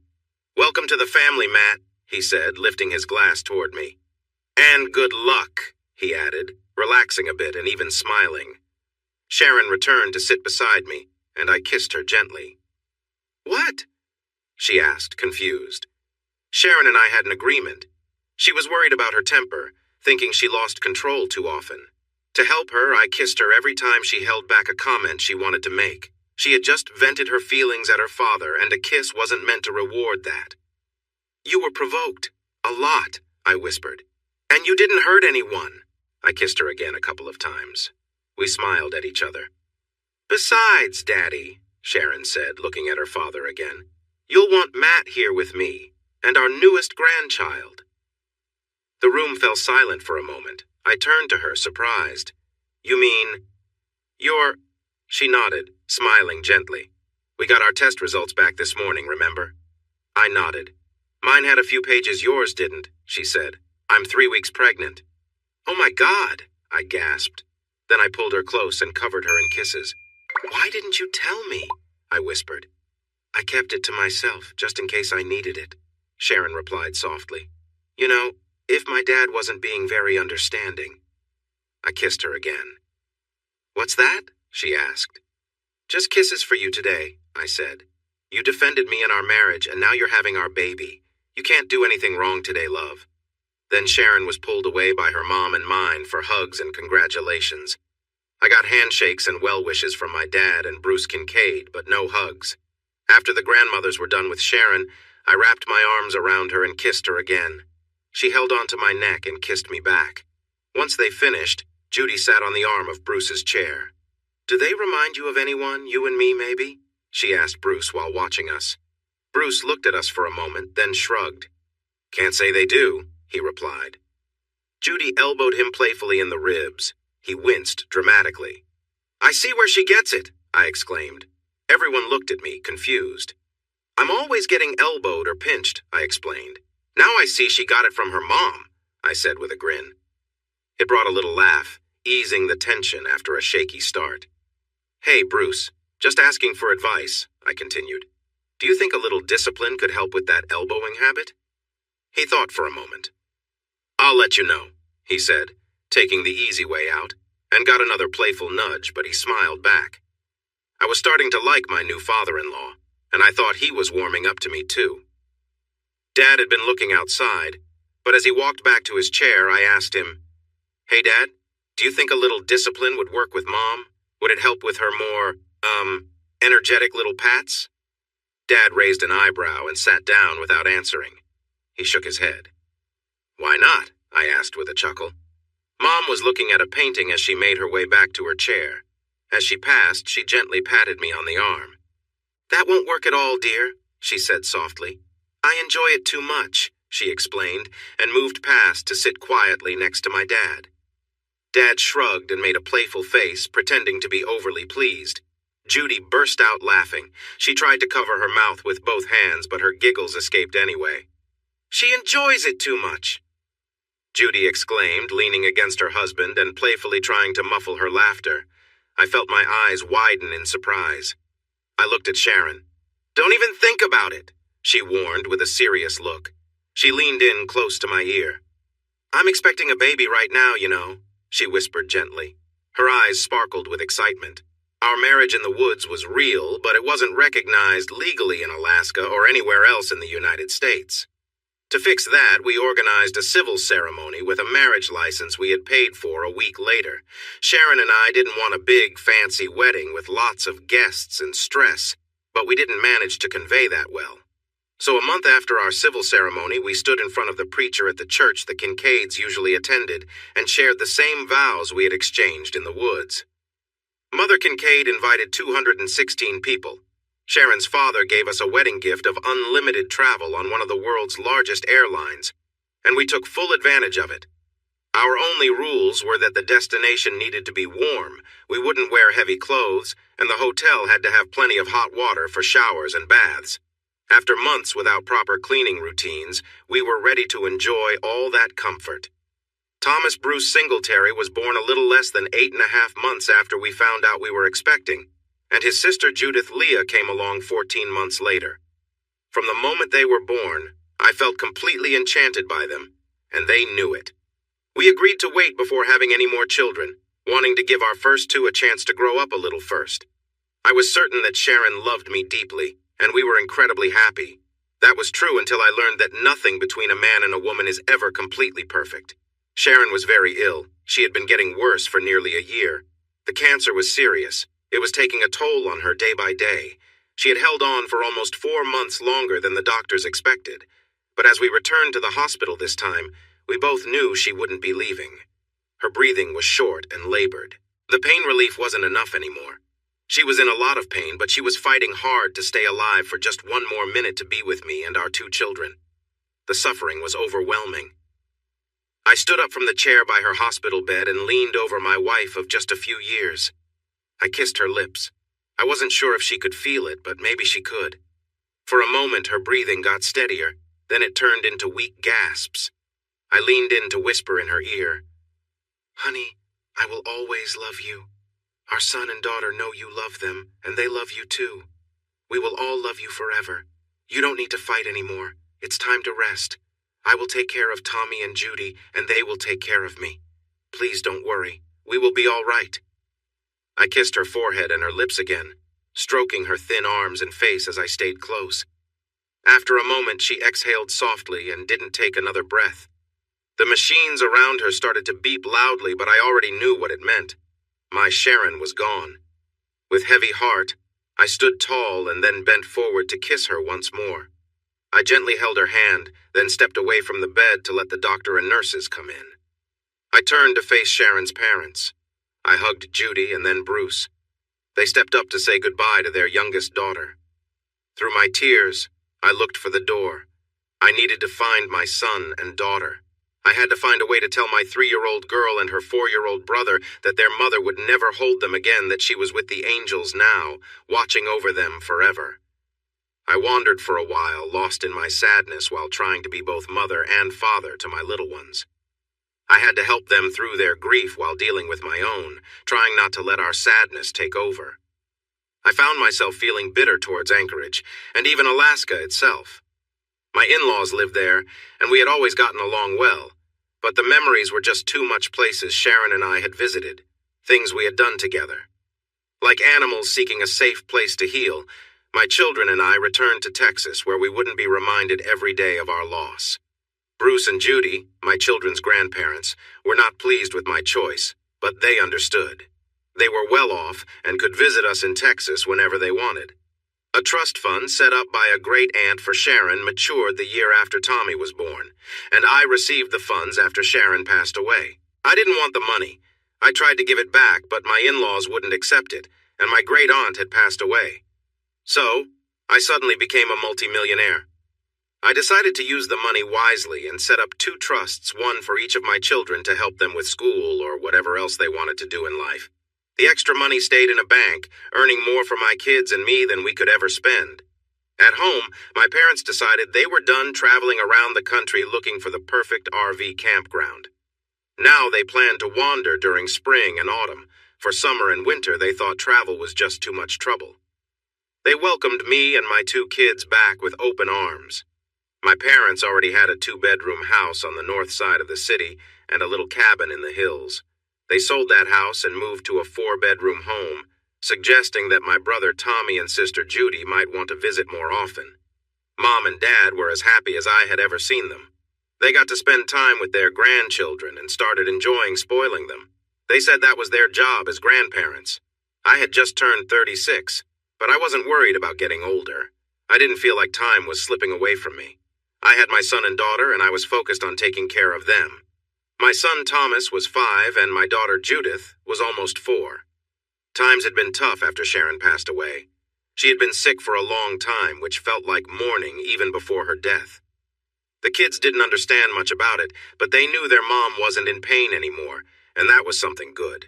It didn't replace the loss, but it helped a little. I owned a business, or rather, I was a partner in one. I teamed up with Sharon's friend, Teresa Cunningham. We both had similar roles in the business world, and I asked her to join me after I left my father-in-law's company. Together, we created a consulting firm that looked at every part of other businesses and provided reports to help them improve. Teresa managed most of the daily activities, bringing me in only when major decisions or changes were needed. I had used some of the money from Sharon's trust to help start the business. I controlled 51% of the company, while Teresa and her husband Carl owned the other 49%. Eventually, I planned to make it easy for them to buy my share because I didn't want to work too hard. I just wanted to spend most of my time raising my 2 children, and that's exactly what I did. On a bright sunny day in Texas, my son and daughter convinced me to take them to a place that served pizza that looked like cardboard. In return, they could enjoy lots of small rides and games made for young kids. Even though Judy was not yet 4, she knew how to put a game token in the slot and clapped her hands joyfully while waiting for the game to start. Only after that would she hop on a ride or begin playing the game. Sometimes, I wasn't sure what the games were about, but my kids seemed to just know how to play. That was what mattered. They were having fun. I sat in a booth and watched them a few feet away on a ride. It was a merry-go-round that turned slowly. I thought I would be bored riding it myself, but they looked like they were enjoying themselves.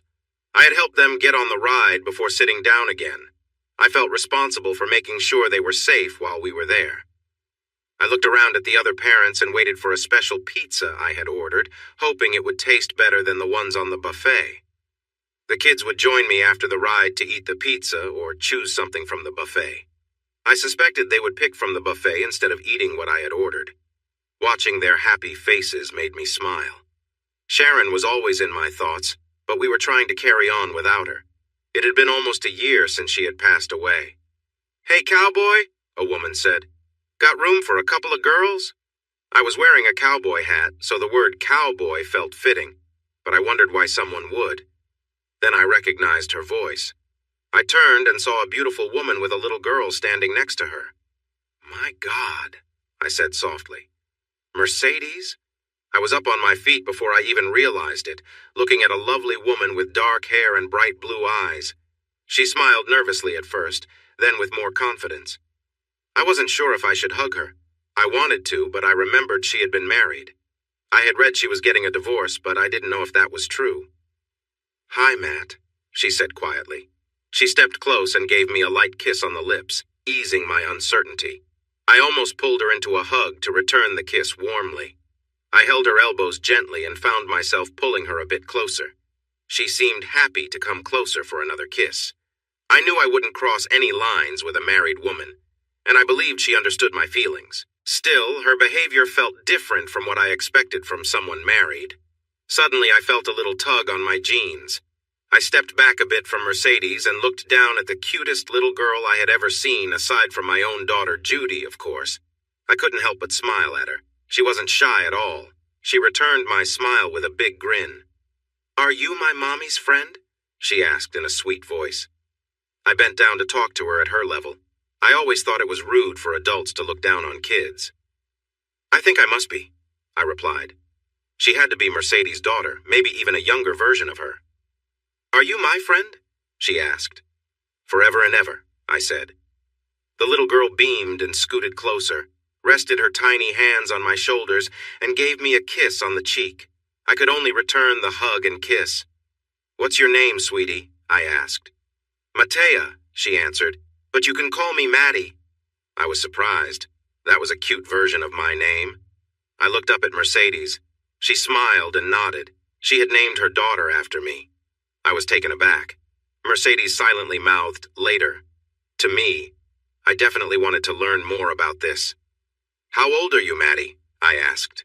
That was the second question all adults ask children they just met. "3," she quickly answered.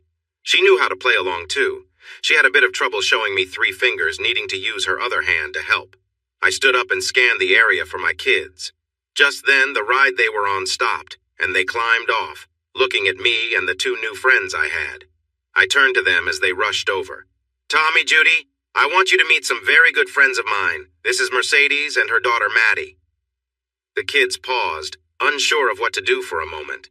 To break the silence, I suggested we all go grab some pizza from the buffet and get some drinks. Judy, of course, wanted to check out the ice cream machine right away, but I gave her a knowing look. She understood. She was just testing the waters like all kids do.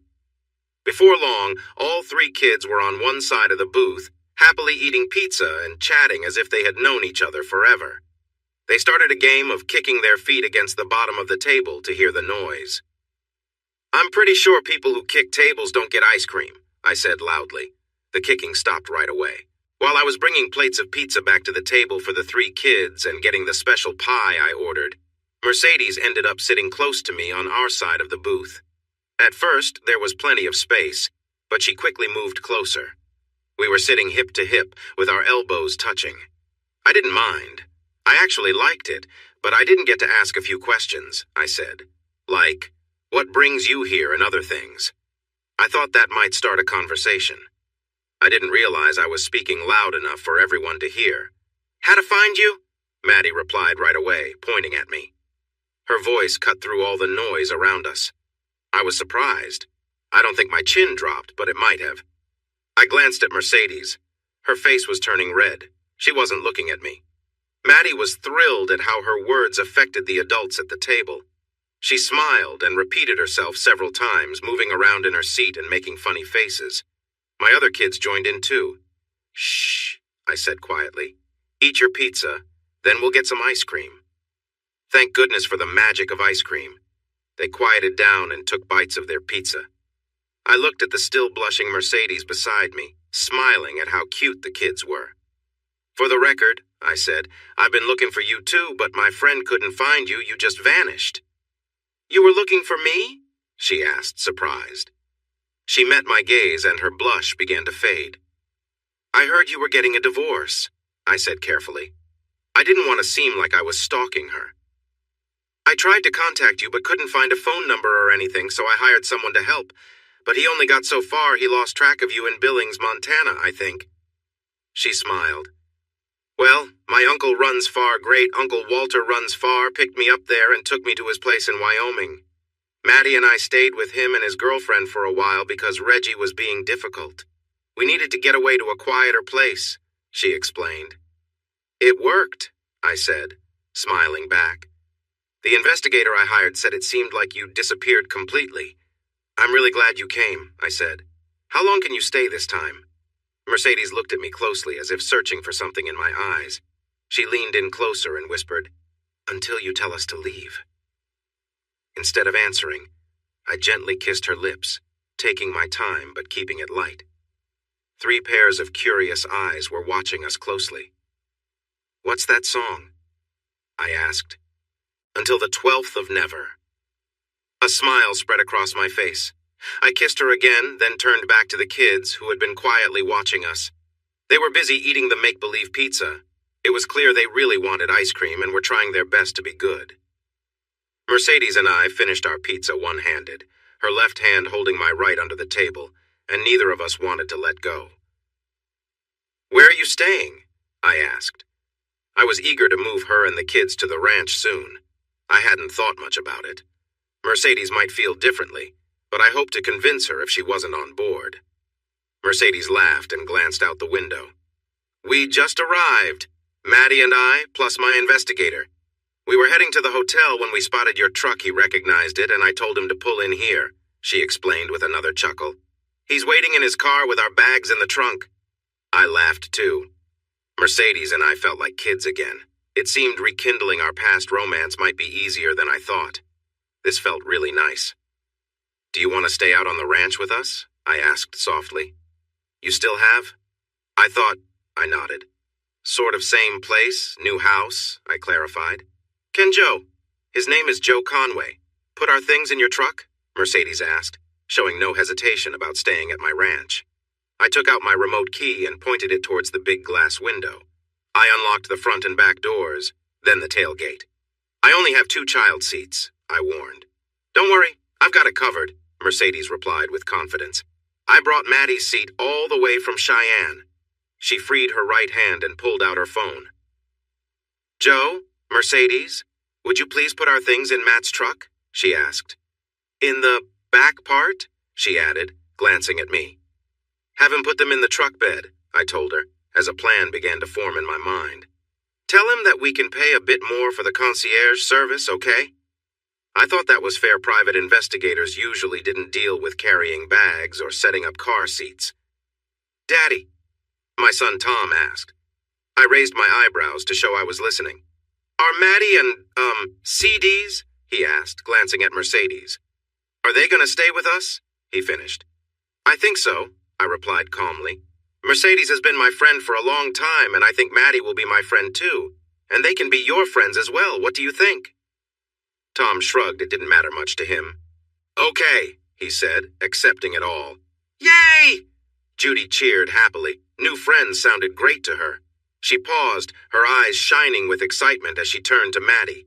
Do you want to ride horses? Maddie's eyes opened wide. Horses? She shouted, clearly excited by the thought of horse rides. She nodded eagerly. We had just about finished the pizza. There were only a few crusts left and one slice of mushroom resting in the center of a plate, but that was all. Ice cream cones were licked clean, leaving the three little faces covered in sticky cream as they tried out new games. Before he left, Joe had put Maddie's booster seat between Tom and Judy's, which I thought was nice. Tom's seat was still on the driver's side, right behind me, which was where he liked to be. Judy didn't mind, so everything was just right for the three kids. They all fell asleep within just a couple of minutes after we drove away. I had made sure to get comfortable bench seats put in the new pickup, both in the front and the back. I noticed Mercedes looking at the sleeping kids with a warm smile on her face. Since they were asleep, she unbuckled her seatbelt and moved closer to me. If that's not the cutest back seat full of kids in the world, I don't know what is, she said with a joyful tone. I glanced in the rearview mirror and had to agree. 3 lovely children, and 2 of them were mine. Baby, Mercedes said quietly. I'm really sorry about Sharon, she continued. That was so sad. She was such a wonderful woman, I replied. She was a great wife and a fantastic mother, but she was in a lot of pain when she passed. It was tough on Judy and Tom, but we had time to prepare for it, and now we're slowly moving on, I explained. Mercedes gave my arm a gentle pat and kissed my cheek. I have a message for you from Sharon, I said after a moment. Mercedes looked surprised and a little uneasy. A message from a wife who had passed could be more than a little unsettling. I glanced over at her. Well, indirectly anyway, I said, giving in. I looked out the windshield at the road ahead. A couple of months before she passed, Sharon sent everyone away and had me lie next to her on the hospital bed so she could talk to me without tiring. I pointed at a building we were about to drive by. It was Jesse's barbecue where Mercedes and I first met. She recognized it right away. Oh, honey, we have to go there soon, okay? She said excitedly. I noticed she was calling me honey again, just like she did before we separated years ago. I liked it. It felt nice. We will, I promised, giving her a reassuring pat on her thigh. We will. Anyway, Sharon told me that when she was gone, she wanted me to find a woman to love and who would love me and our children. She made me promise, I said to Mercedes. Mercedes looked down, studying her hands in her lap. So, I don't want to scare you away, but my dear wife asked me to find love and let my children be loved too, so if that's not what you want. I paused, taking a moment to find the right words. If you're not on the same page and it's going to be like last time... Stop there, Mercedes interrupted, pointing at a roadside park just ahead. I quickly braked and pulled in safely, making sure not to wake the kids. As we stopped, a cloud of Texas dust floated by the truck. Mercedes turned to me, threw her arms around my neck, and pressed her lips against mine. I want you, I love you, and I'm not going anywhere, she promised. I mean it. I'll be here with you until you tell me to leave. Do you understand, Matthew James? I kissed her back and wrapped my arms around her. You said the L word, I murmured. We didn't do that last time, even though I wanted to. I know, she replied softly. I wanted to too, but if we had, we wouldn't have been able to separate and do what we needed to do. My voice was low and filled with emotion. But this time, little dove that calls at morning, her Cheyenne name, I'm going to say it morning, noon, and night. So if you're not ready for... Just say it, she urged. I love you, I said without hesitation. I love you. I love you too, she replied sweetly, letting out a happy sigh as she rested her cheek on my shoulder. We stayed there for a few more minutes, sharing kisses in comfortable silence. I put the truck back in gear and we continued down the highway. We didn't say much as we drove. We didn't need to. Our relationship, which had been interrupted years before, felt like it had resumed right where it left off. We were incredibly at ease with each other and already making plans for the future. When we arrived home, all 3 kids were lively after their nap on the way back to the ranch. They wanted to do everything at once. When the horses by the corral whinnied, we knew what to do first. Mercedes and I took the 3 children down there, bringing a small bag of apples. The kids fed the other horses while I saddled 2 Shetland ponies I had for my children. I thought about getting another one for Maddie, and I told her that. She was so happy and gave me a big hug and lots of kisses. Judy rode her gentle pony around the paddock by herself. She had only been riding for a month and was very proud of it. I put Maddie in the saddle behind Tommy, and my son took his new friend for a long ride. 3-year-old Maddie held on tight to Tommy's waist while he guided his Shetland around. After a while, 5-year-old Tommy came back to where Mercedes and I were standing and asked us to move Maddie in front of him so she could see where they were going. She loved it. Tommy received a big hug and a kiss on the cheek for that. He wasn't sure how to respond to Maddie's kiss, but accepted it, just like he did with his little sister's kisses. He didn't return them, but he didn't mind. Soon the kids decided they wanted to go swimming. We unsaddled the ponies, gave them water, then brushed them before letting them go back to the pasture. I raced the kids back to the house and sent them upstairs to change into their swimsuits. I thought Mercedes might want to unpack their things while I watched the kids in the wading pool, but she had other plans. She opened one suitcase to get her and Maddie's swimsuits, and we all went to the pool. Mercedes and I watched as the 3 kids laughed and played in the sun and water. As the sun began to set, I started the grill and cooked a couple of steaks for myself and Mercedes, along with some chicken drumsticks for the kids. I also made baked potatoes and roasted some asparagus and other veggies to make sure we all ate healthy. After dinner, the kids used their remaining energy to chase fireflies around the backyard. By bedtime, they were starting to tire. Mercedes and I helped them shower. My kids went into the master bath while Mercedes took little Maddie to the bathroom down the hall. This was all part of my plan. I wanted the kids to be so tired that they would sleep soundly all night long. Mercedes and I walked from my children's bedroom to Maddie's, watching them as they slept. I had my arm around her waist, no longer pretending we were just friends as we had told the kids. I'm pretty sure when the Bible talks about angels, I said, it was thinking of a sleeping child. I smiled. Mercedes replied. She shifted from beside me to in front of me and wrapped her arms around my waist, leaning in close. We shared our first kiss without anyone watching, since she and Stevie left me years ago. We both noticed 3 pairs of curious eyes watching us. In her room, Mercedes opened another suitcase and took out a nightgown before we walked down the hall to my bedroom. It was ours now, and we didn't feel the need to talk about it. We spent the night together, enjoying each other's company and reconnecting. It turned out we still remembered how to be close to one another. Everything felt right. Mercedes got up just before sunrise, put on her nightgown, and went to her bedroom where she still hadn't unpacked her things. We kept up the act of sleeping separately for almost 3 weeks. Mercedes would wake up early to return to her bed, but one morning the alarm clock failed.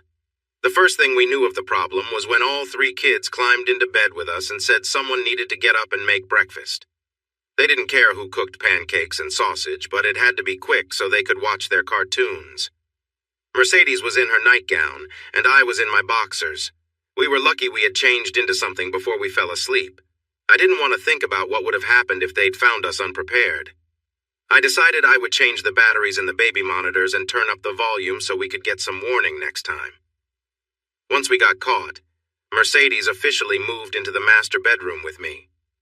To our surprise, none of the kids seemed worried that Maddie's mother was now sleeping with Tommy and Judy's father. They didn't mind at all. We had expected a lot of confusion and questions. Feeling encouraged by how well they accepted our closeness, Mercedes and I sat them down to talk about parents. I explained that I wanted to be a father to all 3 of them and that Mercedes would be their mother.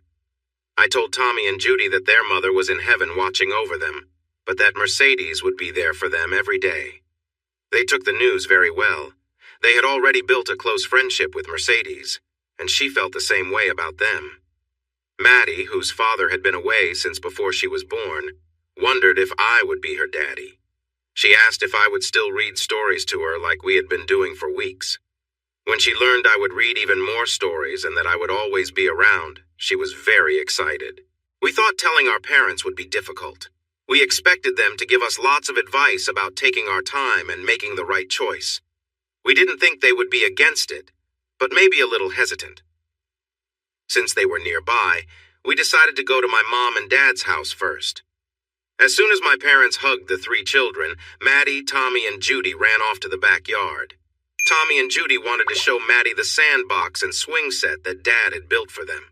That left Mercedes and me with my parents, where we accepted a glass of Mom's lemonade and prepared for the conversation we knew was coming.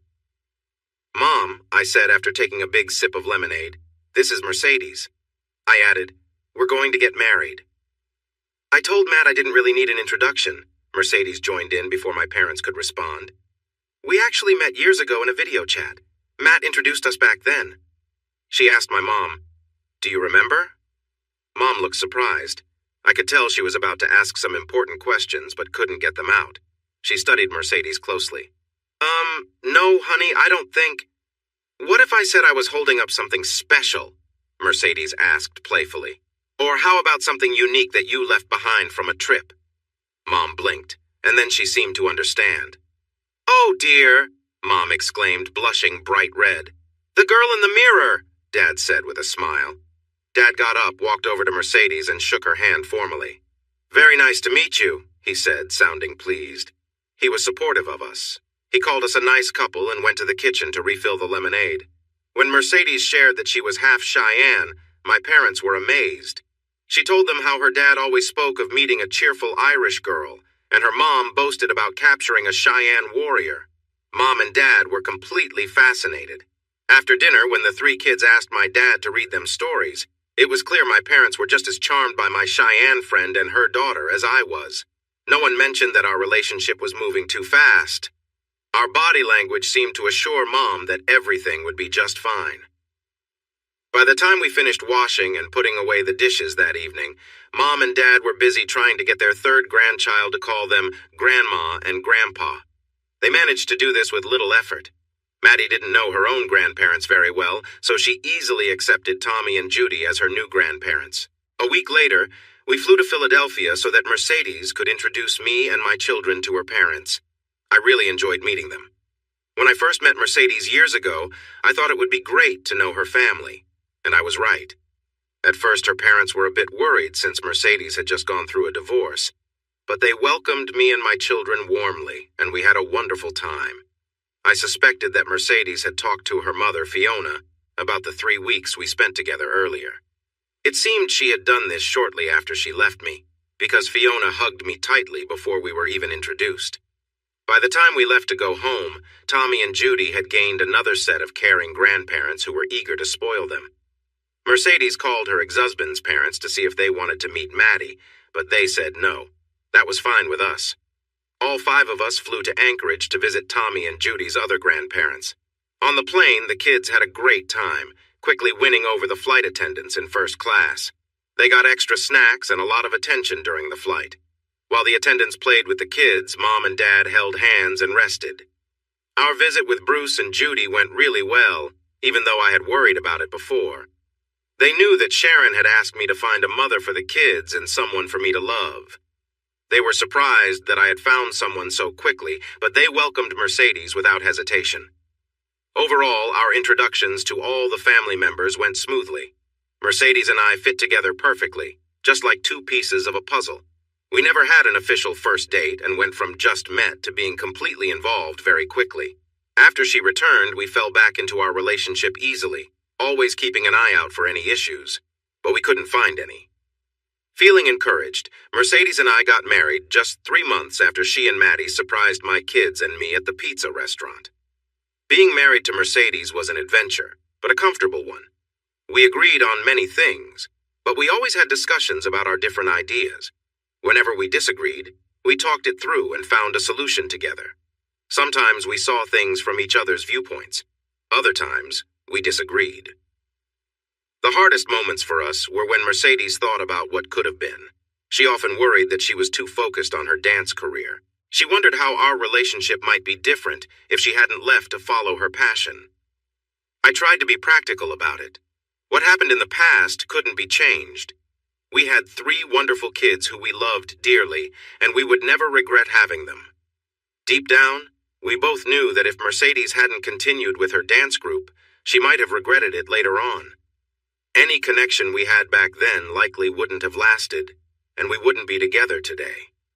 Despite everything that had happened, we were happily married with 3 amazing children. We shared a deep love for each other and enjoyed our blended family. We fit together well and took on our roles easily. Mercedes was the mom to our kids, and I was the dad. We worked together to set rules and boundaries in our family, showing our children what a loving relationship looks like every day. One way we kept our bond strong was by having date nights often. We were newlyweds after all. My parents, or Grandma and Grandpa, loved to have the kids over for sleepovers, sometimes for entire weekends.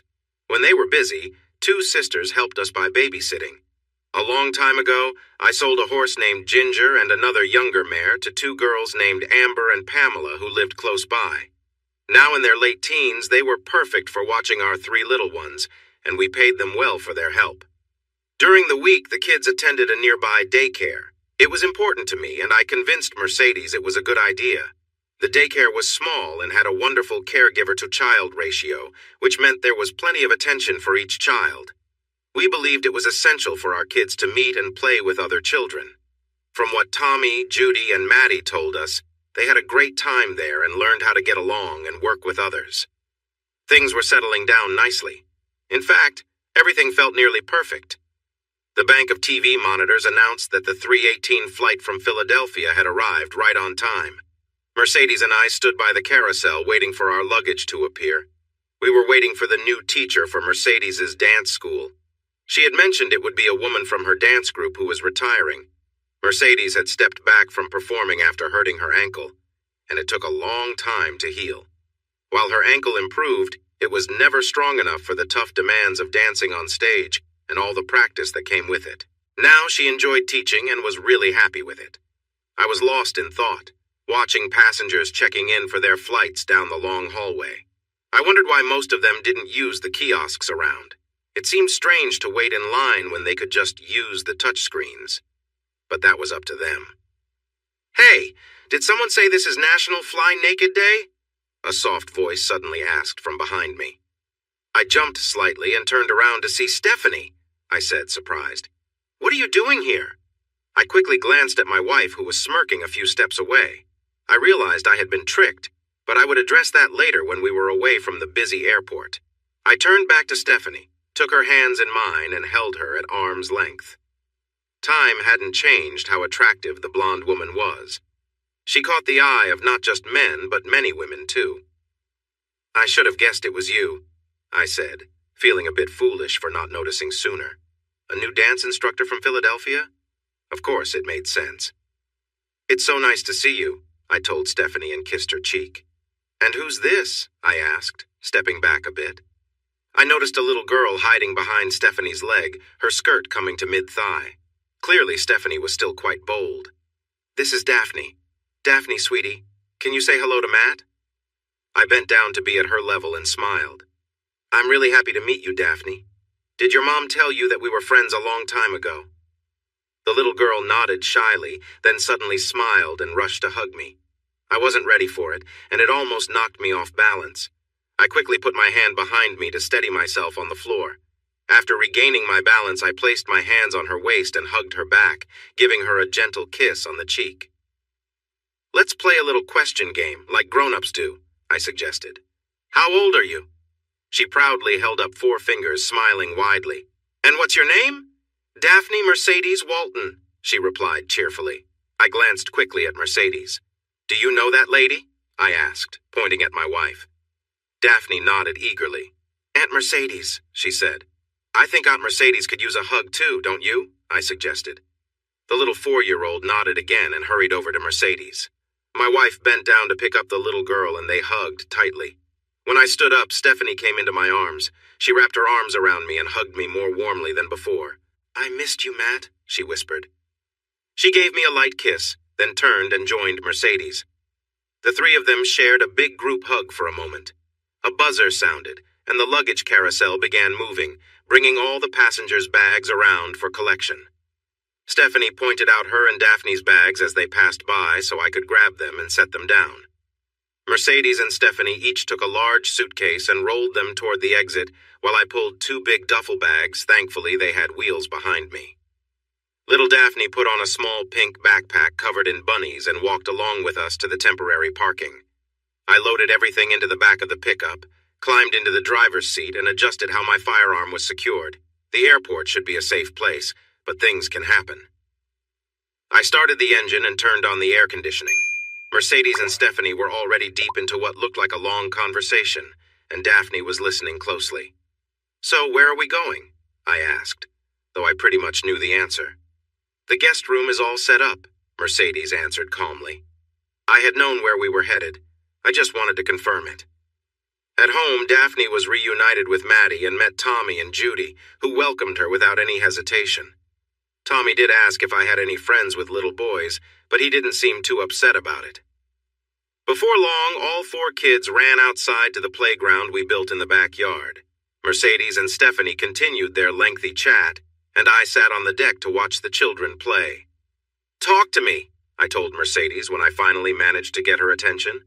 We were in bed and I had rolled her onto her back after a long moment of affection. "About Stephanie?" she asked innocently. "Yes, about Stephanie," I replied firmly. "What's going on?" "She needed a job. I had a job for her. She's like my little sister, you know that. I love her. I wanted her to work with me in the studio and she agreed. She came down here and I want her to live with us so I can have my sister around all the time, okay?" There was nothing aggressive in her explanation. It was clear she had thought this through. In truth, none of it caught me by surprise. "But the last time you brought Stephanie here, it felt like you wanted to pull us apart," I said clearly. "Why do you want to create distance between us now?" Mercedes laughed lightly. She didn't seem worried at all. She put her hands on the back of my neck and leaned in for a sweet kiss. "That didn't really work out back then, did it?" she said gently. "You and Stevie got along really well and we ended up like the 3 Musketeers, right?" Well, not exactly. The 3 of us had shared a close bond for 2 of the 3 weeks I was with Mercedes back then, an intense relationship that filled our days. I didn't remember Dumas writing about the Musketeers in such a way. I shifted uncomfortably in bed and Mercedes wrapped her legs around mine, holding me in place. "Mercedes," I started, "we're married now, not single and, well, we can't just—" I was glad that Stephanie wasn't here to cause trouble, but there were still some tricky feelings to work through. "Shh," Mercedes whispered softly in my ear. "Stevie came here to help me at the dance studio. I really care about her, and I want her close. She will be a good friend for you too, honey. She's not going to come between us, okay?" I didn't respond right away. Her words were sinking in, but I needed a moment to think. Mercedes moved closer and playfully adjusted her nightgown. In an unexpected moment, I found myself swept away. I didn't get the chance to ask anything more. It worked out. We found our rhythm again, creating a new version of our trio, but this time without the old ways. Mercedes and I were a typical married couple, and Stephanie was our guest. Well, she helped a lot around the house for a guest. We split up all the chores. Since we didn't have a working ranch, there wasn't much to do outside. I usually handled those tasks, but the women often joined me. Mercedes and Stephanie would leave every Monday, Wednesday, and Friday morning in Mercedes's SUV to teach adult classes at the dance studio. On Tuesday and Thursday afternoons, they held classes for children after school. I took care of breakfast for our 4 kids, getting them ready for daycare if I had to go into the office or dress them for a fun day at home. If the weather was nice, the kids loved to play outside in the morning. They liked to see me on the deck where I could watch them as they played. Sometimes they would ask me to join in and play different characters based on the current mood. After an early dinner on Tuesdays and Thursdays, I would take all 4 children in their dance outfits to the studio, where they would join classes with kids their age. Tommy was not very excited about the dance classes, but the 3 girls loved learning to dance with Mercedes and Stephanie. Tommy tolerated it and even seemed to have fun sometimes. We settled into a routine but kept things fresh and exciting. Our date nights with Mercedes often included Stephanie, and we would go out for dinner, dancing, concerts, or even a movie every now and then. We also got involved, even a little bit, with some local charities and community activities. We received an invitation to a ball at the home of Kyle Mulvane, which aimed to raise money for preserving local historical sites. The joke was that the Mulvanes owned a large part of the southwest side of the city and had plans to acquire more. They were seen as important figures in the city. I had one invitation, but managed to get another so Stephanie could join Mercedes and me. The event allowed for semi-formal attire. Mercedes and Stephanie wore lovely evening gowns. Mercedes chose a dress in a soft greenish-gray color that looked stunning on her. It had an elegant design that showed off her long, graceful leg. Stephanie wore a beautiful royal blue gown that suited her perfectly. It had a deep neckline that highlighted her features nicely, and a slit on the left side to showcase her leg. As for me, I was dressed in a black tuxedo jacket and pants with a white formal shirt, black bow tie, and a cummerbund paired with shiny boots.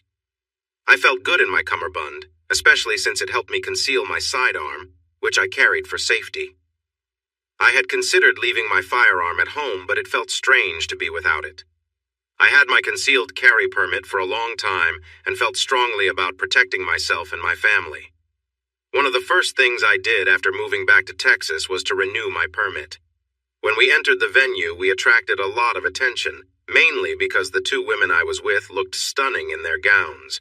We drew even more attention when we began to dance. Mercedes and Stephanie loved to dance. They had performed professionally for years and now taught dance at their own studio in the city. They wanted me to enjoy dancing too. Before I met Mercedes and Stephanie, I knew a little about shuffling my feet and holding on to a pleasant partner while dancing. But when I spent time with them, they took my dancing to a new level. I often thought of myself as someone who wasn't very good at dancing, yet my two friends encouraged me to try harder the more we danced together.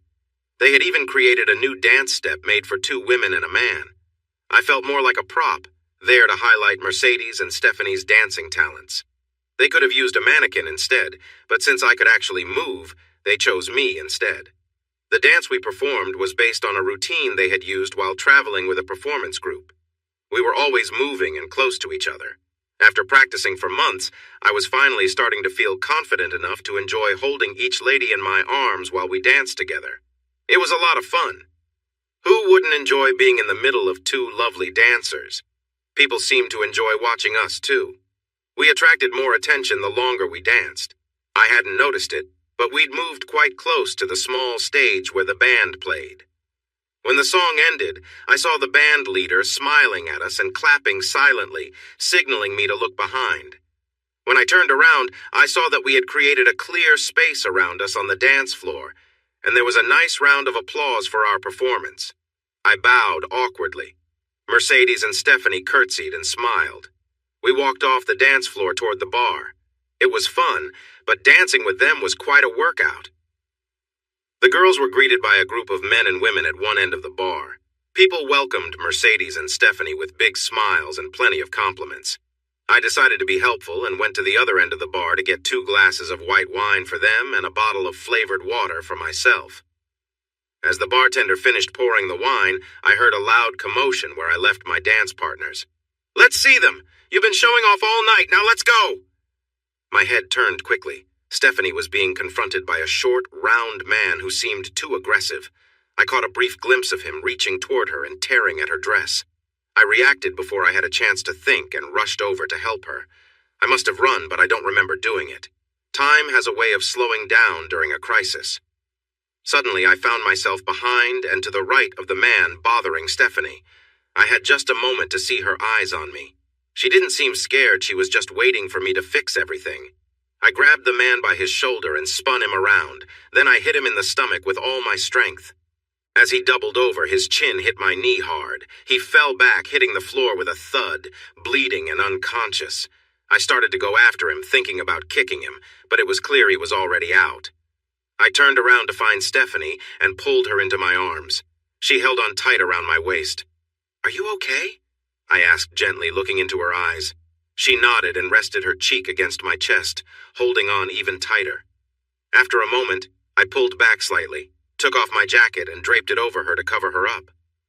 There was a lot of chaos around us. Some people were asking what had happened, while others were trying to explain. Not everyone had seen everything from the start, so the stories began to stray from the truth. I scanned the room for Mercedes.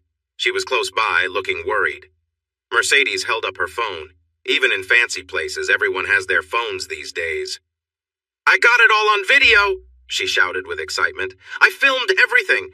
That guy tried to hurt Stephanie right here, and I caught it all." Her voice cut through the noise and silenced the crowd for a moment. I nodded in agreement, turned Stephanie around, and caught Mercedes's eye. We began to move toward the stairs we had come up. Just a few steps from the first one, a very tall man in a tuxedo blocked our way. "Mr. Mulvane wants to see the lady's phone," he said calmly. He pointed to a man standing by a column.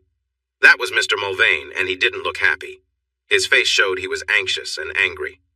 "No," I replied quickly, but I didn't feel aggressive. "I'm not doing that." I tried to get past the big guy on my right, but he pushed his hand against my chest to stop me. He looked at Mercedes and made a gesture asking for something while keeping me in place. When I moved, his other hand grabbed my shoulder tightly. "Look down!" I said in a low, angry voice. I was not happy at all. He ignored me, thinking he was in charge. I pressed the gun I had taken from its holster against his stomach. "Look down!" I warned him. Finally, he looked down and realized things had changed. He wasn't in control anymore. My finger was resting on the trigger, ready to pull. Glocks have a safety built into the trigger, and I had already disengaged it. If I squeezed even a little more, it would fire. "It's aimed upward," I said in a calm tone. "If I start shooting, I could hit you right in the heart. Do you understand?" He nodded and slowly raised his hands to show they were empty. "Do you have a weapon?" I asked. He nodded. "It's small at my back," he explained. "Take it out," I said. "Slowly.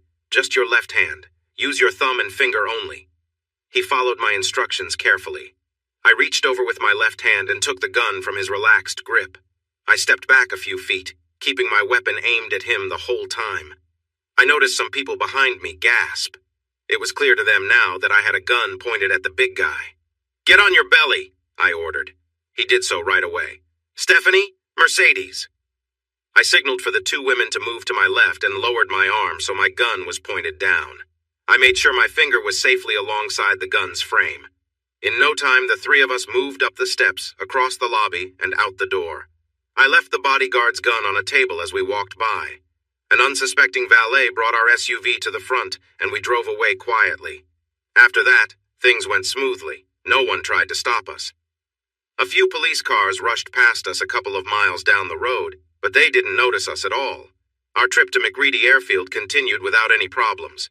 I had owned the airfield for almost a year, but I kept its original name.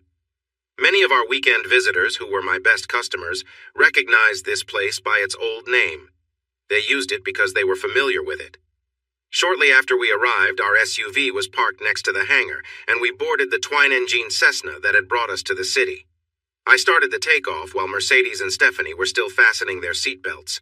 42 minutes after taking off, we landed, secured the plane, and a little later we were safely back in our ranch house. Thanks to our security system, we knew we were safe there. However, things were not quite settled. By the next afternoon, detectives in the big city had identified everyone involved. They worked with the county sheriff from our area to come and interview us. In fact, there were enough of them to form a 6-vehicle group that drove through our gates to the main house. The sheriff himself came to our door showing respect. He knew my dad had served as sheriff during some tough times in the county, and that many older residents remembered him well. When the current sheriff saw Dad, he was very polite and courteous. Inside, Stephanie, Mercedes, and I gave the city officers the written statements we had prepared and answered their questions, as long as they seemed genuinely interested in understanding what had happened. We also shared a copy of the video that Mercedes had recorded on her phone.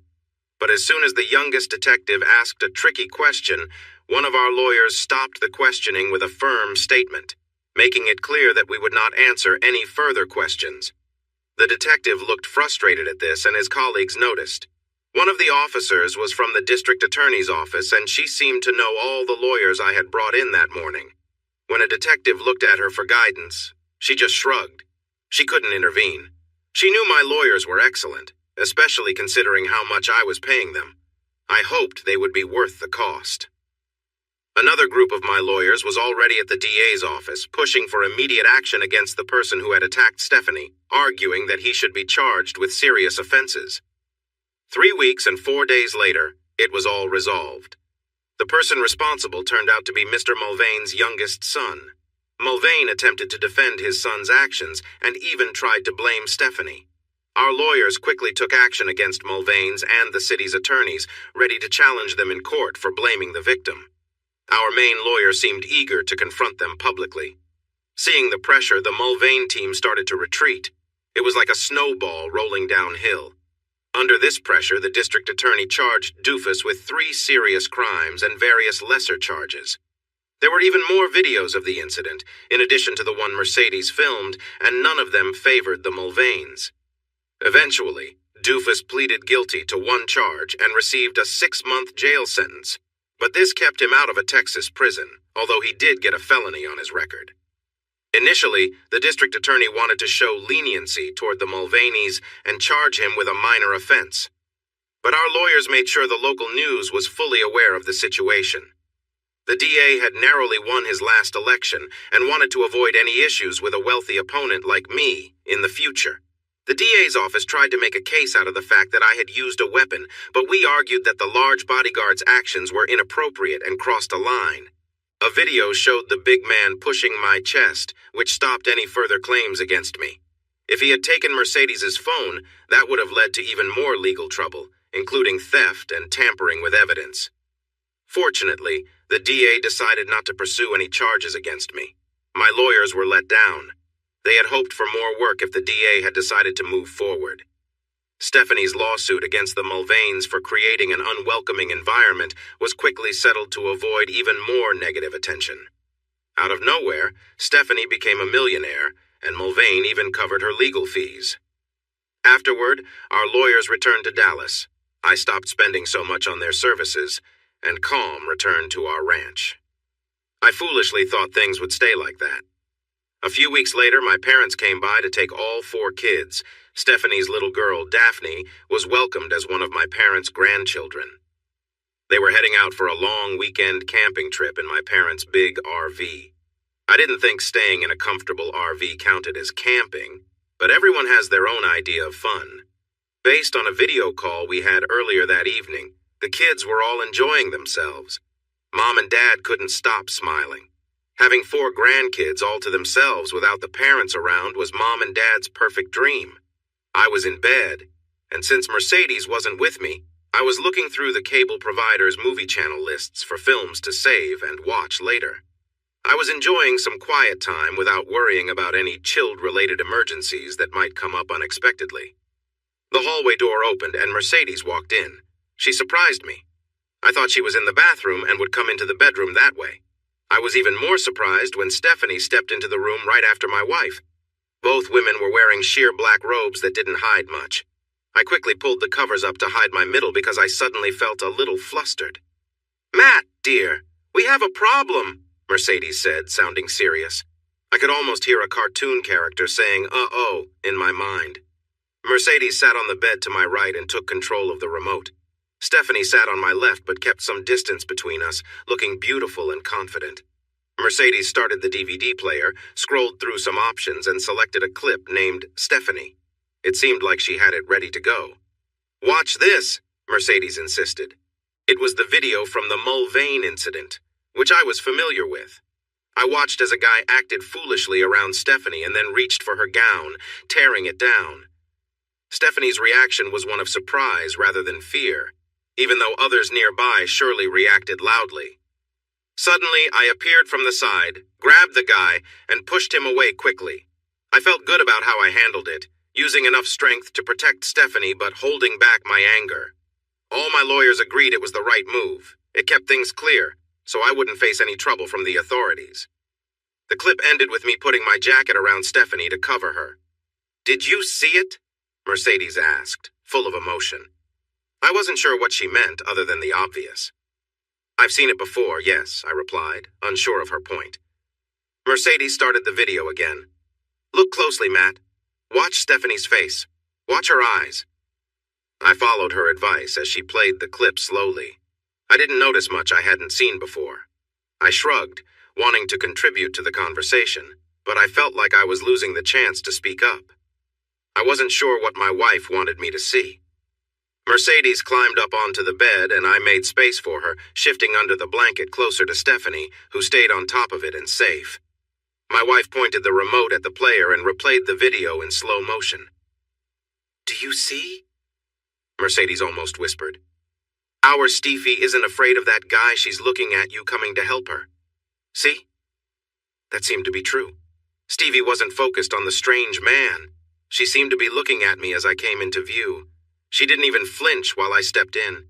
When I turned back to her, she just looked up at me, wrapped her arms around me, and rested her face against my chest. Mercedes rewound the tape to where Stephanie was gazing up at me and paused it. She leaned over and kissed me gently. "Honey," she said softly. "Steffi wasn't scared. She knew her hero was coming to save her. And you did." She paused for a moment. "See how she looks at you. You can tell my sister has feelings for you, and you know it." I took a deep breath. I couldn't deny what Mercedes said. "And here's what Mrs. Stanley caught on her phone," Mercedes added, anticipating any defense I might have. She played another short clip that showed me quickly taking off my jacket and putting it around Stephanie to comfort her. When it ended, Mercedes backed it up to my face, looking down at Stephanie. "And darling," Mercedes murmured, "you care for her too?" I didn't know what to say. What she said was true, although I had been trying to convince myself otherwise for a while. I couldn't argue with what Mercedes was telling me. The video spoke for itself. "Honey," I started in a shaky voice. "I would never—" I stopped, looking at Stephanie. I didn't want to hurt her feelings, but I needed to reassure my wife. "Sweetheart," I tried again, "I could never betray you. I wouldn't do that to you." While I was sorting through my thoughts, Mercedes had turned off the DVD player and dimmed the lights to a warm glow. Then she stood up and let her robe slide down to the floor. I noticed movement on my left. Stephanie was also letting her robe fall and was smiling at me as she did. Both women slipped under the blanket and cuddled close. Stephanie rested her head on my shoulder while Mercedes snuggled next to me and propped herself up on her elbow. "Sweetheart," she whispered gently, "I know you would never betray me." "You don't have to worry, Matt," Mercedes said gently. "But—" I started, hesitating. "Shh, I know," she replied, giving me a comforting pat on the shoulder. Both women gave me a light, friendly kiss on the cheek. "Look, Matt," Mercedes continued calmly. "There's no betrayal here, no secrets, no sneaking around. Everything's right here, open for all of us." Stephanie leaned over, resting on her elbow, and gave me a warm, reassuring kiss. "I love you, Matt," she said quietly. "I have for a long time, and I always will." "You see?" Mercedes added softly. "She cares about you, and I care about her, and you care about both of us, right?" "I do," I said, taking a deep breath. "But since you were part of Stephanie's journey, we just need to make things right. You see that, don't you?" Mercedes continued. How did I protested, surprised. I hadn't realized my part in all of this."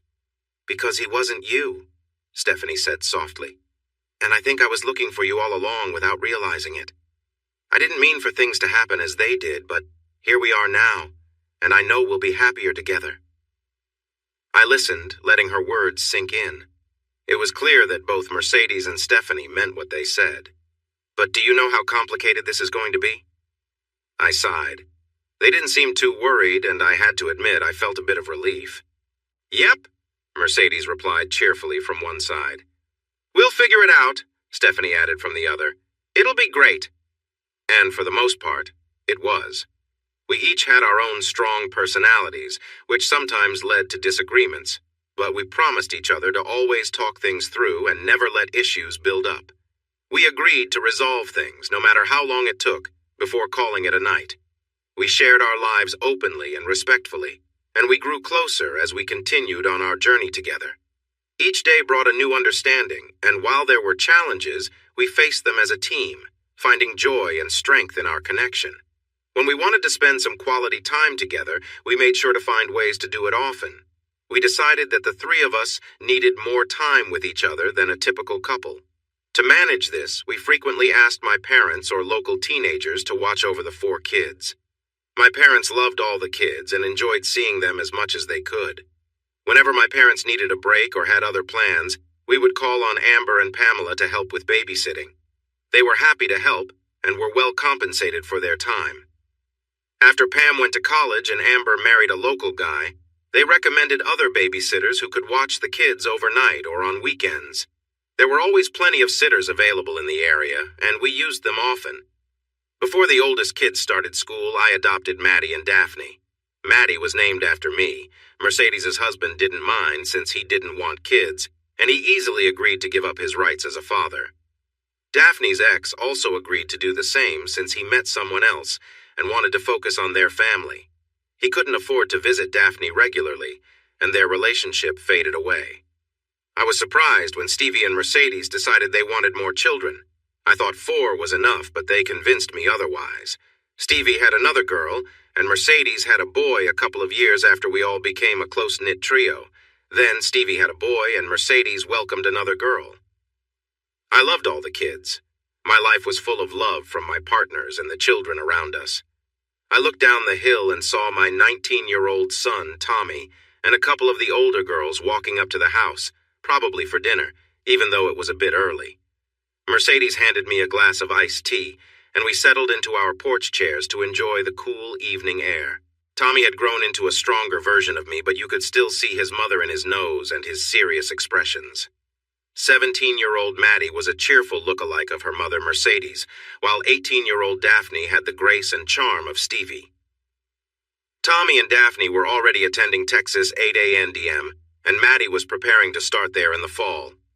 My daughter Judy wanted to become a pediatrician and was studying pre-med at TCU, but was home with us for a few weeks between terms. Judy was in the backyard supervising the younger children as they played. I could hear their happy squeals and shouts. When I was a teenager, younger than our older kids are now, my mom and dad let me stay alone in the house that our kids just left.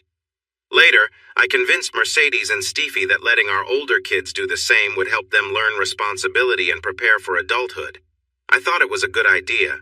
The 4 of them had made the place feel like home. There were plenty of bedrooms, and everyone seemed content. The kids enjoyed their freedom, which also gave us adults some room to care for the younger ones. I appreciated not having to listen to the latest music that I found hard to understand. I watched Tommy, Daphne, and Maddie walk steadily up the path toward us. The area where I used to train was now just an open field. Tommy and the 2 girls were linked together as they stopped. Tommy and Maddie looked at each other closely. Maddie wrapped her arms around Tommy's neck and gave him a kiss. After that, Daphne pulled Tommy closer and kissed him too. "Wow," I said in surprise. It was clear what they were trying to tell us. They started moving again. Tommy had one arm around Maddie and the other around Daphne, while the girls held on to him just as tightly. Mercedes laughed next to me. "I told you he'd figure it out eventually," she said while looking at Stevie. Stevie giggled in response. "Took him long enough, huh?" I realized I had missed some signs around me. "Dad," Tommy said when they reached the porch. He didn't sound rude. He seemed sincere. The girls kissed me on the cheek and waited nearby with gentle smiles. I looked at the 3 of them. I tried to look serious, but I couldn't manage it. "You all know how tricky things can get, right?" I asked as I looked at each of them. I expected to see some shame, but none was there. "Yes," they replied together, smiling again. The girls walked up the steps to link arms with their mothers. "But we'll always have you and Mom to help us when things get tough, Daddy," Maddie said softly but confidently. I let out a deep sigh. There was no point in resisting what was already happening. "All right, go inside and wash up for dinner," I said, standing up and heading to the front door. I gave Tom and the young women a warm hug as they walked into the living room. I watched them go inside and took a deep breath. I never really wanted them to grow up, but here we are. My 2 loving wives came to me, wrapped me in their arms, and showered me with kisses. After a while, I opened the screen door and invited them in. I closed it behind me and headed around the house to find our little ones playing in the backyard. I wanted to hug them and have fun before they got older. I have met and loved 4 women in my life. 1 hurt me, 2 went away but then returned, and 1 left me alone. From all of them, I've learned that life keeps moving forward and it's a wild journey. You better hold on tight because the surprises can really shake you up if you're not ready. Hey everyone! Thanks for watching. Don't forget to subscribe and turn on notifications so you won't miss any of the exciting stories we have coming up. What do you think about the characters in this story? Let us know in the comments. We'd love to hear from you.